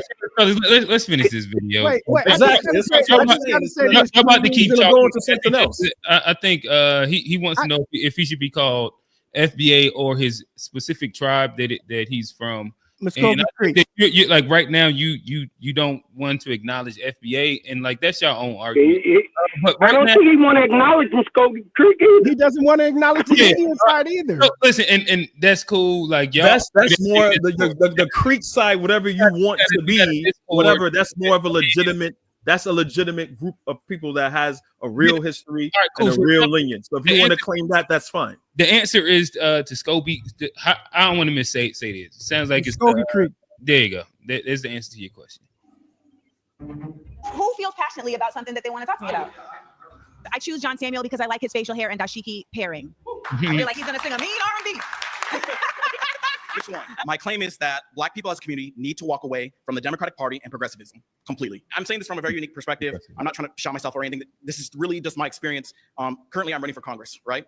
And one of the biggest hurdles I have in doing that is the Black community. It's because they expect us to be in this box. What's the box? The box would be, okay, you're Black, so you got to be a Democrat. You got to think this way. You had to have this view on this matter. Tell me, think what way? Like, I really want to understand. So let's take immigration. That's a hot button issue right now, especially in Los Angeles. Yeah. My view is that you should come here the legal way, and that if you don't come here the legal way, you are subject to the laws of the country. But I also feel I that don't if think anyone would disagree with that. Yeah. Well, I'm just saying that a lot of people, especially where I'm from San Diego, will like to put Black conservatives in this box. And the reason why I say specifically in my claim that Black people need to walk away from the Democratic Party is because every single election cycle, all they do is use us as their tokens. They use us as their kind of election tools. They use us as these campaign posters. They tell us to come to their rallies. They tell us to sing on their stages. They tell us to do all these things, and they forget about us 3 other years, and they remember us 4 years later. Every single cycle, it happens again and again. And I'm one of the people, like, I really appreciate you because it seems like you have love for the Black community and you have a love for people, and I appreciate that. And I do too, because I don't express that in the same way as, let's say, as a Black person who's a member of the Democratic Party. I get called Uncle Tom. I get called a racist. I hate myself. I love myself, and I love our people. I love everything about us. We have done so much for the country. We built this table that everyone is seated at. We deserve, right? We deserve all these things. However, what I don't like more than anything, is being used. It's being used by politicians, being used by governments as some type of puppet to say, here's my Black person that's voting for me. I don't like that. And it makes me sad, no matter you're Democrat, Independent, Green Party, whatever. Yes. Yeah, sorry. I completely agree. I completely agree. I would add to that it's no different with the Conservative Party, that there is 1000% a use of Black people to weaponize a concerted effort to literally, quote unquote, make America great again. The concept of make America great again did not start with Donald Trump. It started with Ronald Reagan, and it happened right after the Civil Rights Movement. There was a very strong, visceral response by white people after the Civil Rights Movement, after the Voting Rights Act of 1965, the Civil Rights Act of 1964, the Fair Housing Act of 1969, the Economic Opportunity Act of 1965. These were all efforts that were put in place on a federal level to say, okay, fine, here, damn, we're gonna give you a little bit of something to get your weight up. After that, there was a active effort made by conservatives, because that's also when we saw the flip between the Democratic and Republican parties. There was a flip. That's actively what happened. There was a flip. And Since Reconstruction, Democratic Party has been the party of slavery, the party of racism. There was a flip because the Democrats were more aligned with making these civil rights concessions than the Republicans. That's the flip. Ultimately, though, the flip is what people are misappropriating, because the flip isn't a 180, okay? The flip is literally just, we was this and now we this. And that is not the same as we are for Black people. The Democratic Party is not for Black people, nor is the Republican Party. Any nation that has a bipartisan system that doesn't even allow for its own people to determine who are going to be the candidates for president isn't for its people in general, beyond Blackness. So it's imperative that we begin to truly understand the systems at work in this government that not only hinder us as Black people, but they hinder anyone who wants to see change, because they are ultimately working together. Now, do we see one party activating higher levels of discrimination than others? Yes. Do we see one party that is more violent per se than others? Yes. And we can say this on many different levels. But when it comes to like enacting genocide or destabilizing other nations, we know that happens on an American level, regardless. Okay. I completely agree that the idea that you have to act a certain way as a Black person is really problematic, because the Democrats and the Republicans, neither of them actually care about Black people. And when we talk about conservatism, or we talk about being a liberal, neither of these aspects were grounded in how do we help to repair the harm that we have caused an entire group of people who made it possible for us to even have a constitution. So you can sit here and show me whatever you want. No. The only reason why I was going to show you this is because even with that Constitution, we weren't even humans. When they wrote it. So that was another fact check I wanted to kind of fact check before, but I couldn't say anything. But the 3/5 compromise had nothing to do with your 3/5 of a person. The 3/5 compromise had to do with representation in Congress. So there's a little note here if you open this. The 3/5 compromise said that the Southern slaveholders needed to be represented fairly in Congress, and because there were so many more slaves than actual white people in the South, they were allowed to count their slaves as representation. The 3/5 compromise was made at the Constitutional Convention and allowed Southern states to count 3 out of every 5 slaves for the population survey that determined representation in Congress. Listen, even though those slaves did not have the ability to vote. If we were at that time, let's say the 3/5 compromise never happened, we were a whole person as in light of the government, right? If that happened, then this America would not be the America that you know today. Because what it was is, if it was, we were counted as defending the 3/5 compromise, bro. Listen for a second. Okay. Because I don't want you to get mischaracterize what I'm saying. Okay. Slavery was wrong. It was absolutely disgusting and immoral thing. Okay. I have nothing good to say about that. But the 3/5 compromise, if you counted a person who was a slave as a whole person at that time, most of the slaves were held in the south of the Mason-Dixon line, right? So what would happen is they would have more representation in Congress, and thus those laws that were by the abolitionists, those would have been gone. Okay, so that would have gave the South more power to do the things that they couldn't do. So that's why they said the 3/5 compromise, because then if it's 3/5 compromise, they don't get that power. But of course they're people, so they have to say something, and that's where this came into play. Because if it wasn't for that, this country would have looked a lot differently. So you're suggesting that it was okay for slaves' bodies to not only be used for labor, but also used to empower those who are harming them to be fairly represented in government? I think it's absolutely, they should have been used, period. Okay, he's actually making like a really interesting, nuanced take that I don't know if you're following it. But what he said, like he's saying how the North used the 3/5 compromise to take power away from the Southern states, that if they had power at that time, like they would, that's the truth. It was like Jim Crow or XY, like whatever they was going to enact, they did that at a worse scale than what they already had did. And the South didn't even recognize the North as being part of them. They were their own thing. So with the North, they just used that. They just used that as, you know what I'm saying? They didn't care about no slaves. They just wanted the land. That's what they wanted. They didn't care about no slaves. And after they were, you know what I'm saying, after they freedom or whatever, you look at Congress, you look at all the black Congress people you had in the South, they were dominating. They had to make laws against them being there, because what actually happened was it was just as much black people as it was white people there. Yeah, but if I'm African American, I want you to start calling white people European American. Right. But I guess what I'm saying, like I said, he's making a very, very specific point where he's saying, what is it? Is it House of Representatives that is based off of census and population? And so, like, if you have a bigger state with a higher population, you get more representatives, and so your state can help sway Congress and what laws can actually be enacted. And what he's saying is that the North used the 3/5 compromise as a tool to make sure that the South didn't get more power to do, I guess, the negligent shit, especially what it would have been against black people. It's what they're doing now. This is why they want immigrants. The Democratic Party wants immigrants. They always use the same game plan. Again, I disagree with that. That sounds like a right-wing talking point. It's the fact, man. They always want to. Okay, so let's do this. So this is what I'm gonna say. So the Democrats want immigrants, and when we talk about immigrants, we talk about black and brown people versus the Republicans that want white immigrants. But you got no problem with that, because even in this day and age right now, the only people that are being demonized are black and brown people, and only people that's talking against that would be the Democrats. But at the same time, Donald Trump is bringing in white South Afrikaners and everything like that, and no one talks about that.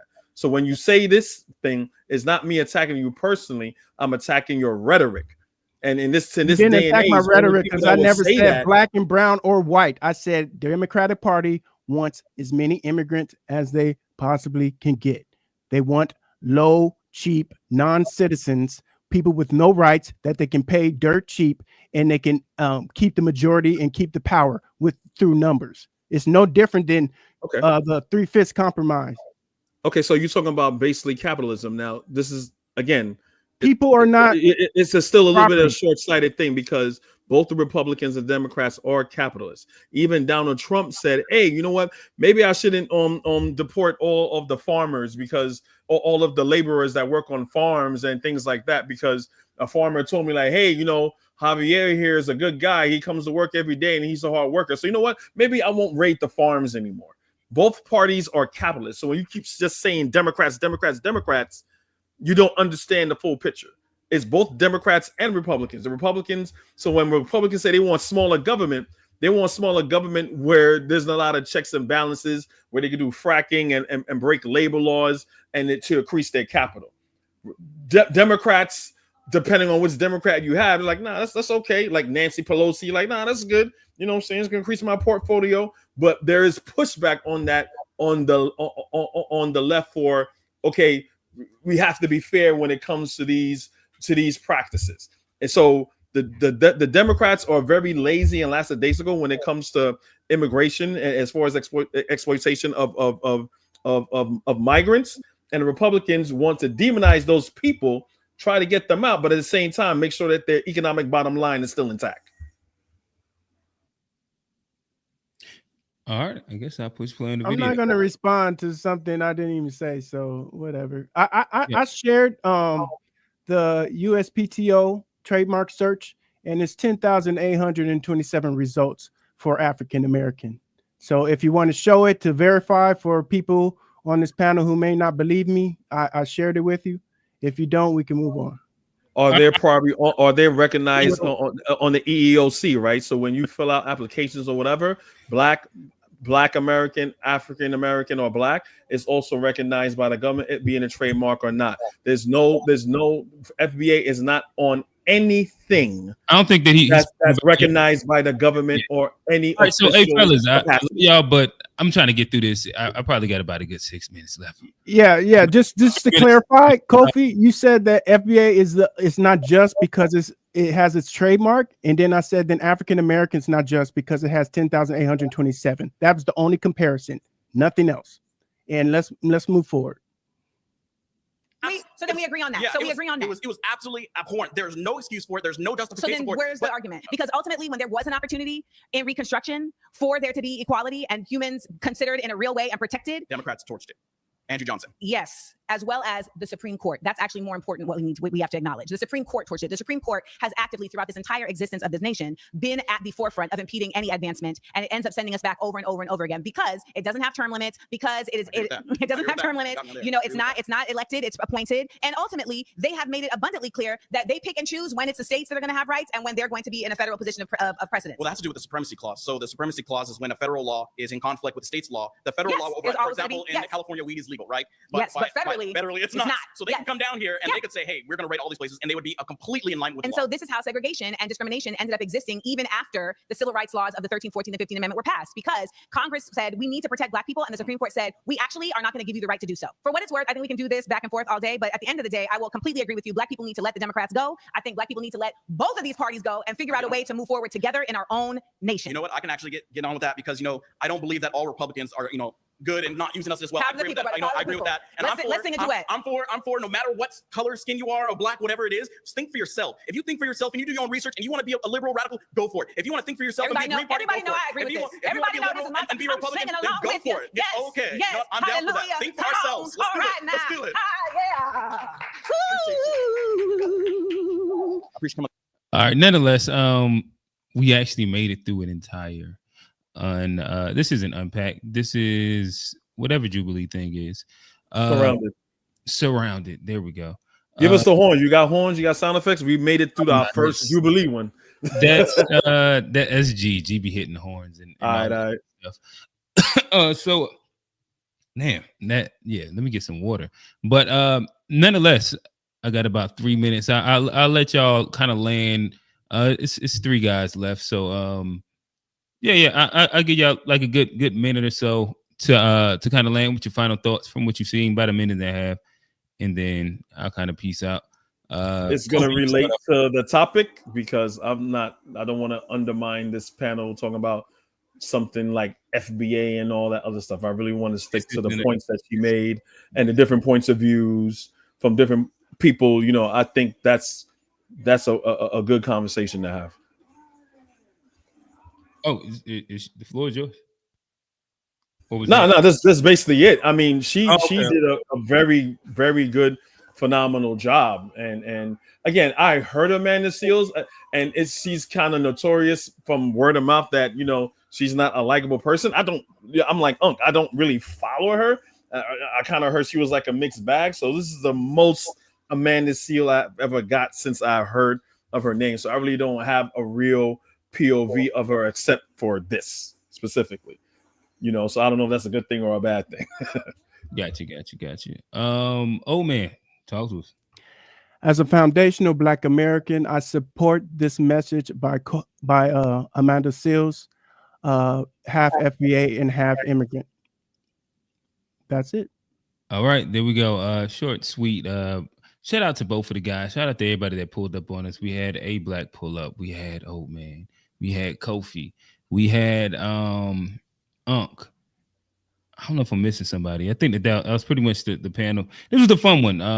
Again, I definitely had my own biases coming in where I thought that I was going to be hating on Amanda Seales, and I was thoroughly impressed. I thought that if it's one thing you can't call her, you definitely can't call her dumb.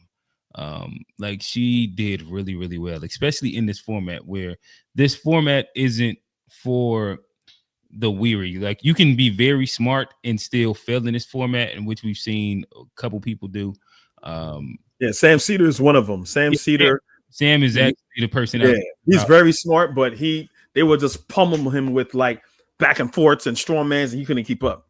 Yeah, and what she did a good job of like setting the tone early of, hey, we're going to have a conversation where we're not going to habitually interrupt each other, but we're both going to allow for somebody to make a claim. You can defend the claim, you can rebut. If you want to concede, if you want to, that's up to you. But like the quick back and forth, kind of like the Mehdi Hasan, Piers Morgan-esque like conversation debate style, she kind of nipped that in the bud early, and it made for on the back end of the debate, it set the tone and it allowed for really good conversations to happen, in my opinion. To me, this might be one of my favorite ones, to be honest. Just in the fact that eventually dialogue ended up being like king of the conversation. And then I think that there wasn't as many bad faith actors, where there was some people that had like very, very disagreeable points, but there's probably like 4 to 5 people, in my opinion, that seemed like they were malleable when it came down to opinions, where they was willing to admit when it was wrong. They was willing to concede certain points. And in my opinion, when you're having like debates, like again, she won. I don't think she actually took an L inside any of these specific one-on-ones. But I think that it's important to be able to have like some level of like good faith in the back and forth for it to be some bit of a productive conversation. And I think that they in total was kind of able to do that, and I enjoyed it because of that. That's kind of my piece. You said what? No. I was just saying, I was just agreeing with you. Like I think these conversations moving forward, whether it be politically, about unpacking other people's views, how they see, to have a really good faith, heart-to-heart conversation in Black solidarity, instead of these people making these divisions within the Black community that only hurts the Black community. I think we could really get somewhere as far as like the intellectuals, as the people who really want to see the progression. So I like how it ended there, because even though they're on totally two opposite sides politically, what brought them together was their Blackness, their shared Blackness, their shared experience that they're having, them looking at each other, knowing that, hey, look, you're my brother, you're my sister, we are in this fight together. No matter what we call ourselves, no matter where we're from, we have to understand that if we're living here in this country right now, we're all we got. Like Dr. Henry Clark says, we have no friends. And I like how that ended. Gotcha. All right. So nonetheless, this has been XQ. Shout out to Kofi. Shout out to Old Man sticking around. We watched one Black radical versus 20 conservatives featuring Amanda Seales. Again, check us out 9:30 on Wednesday.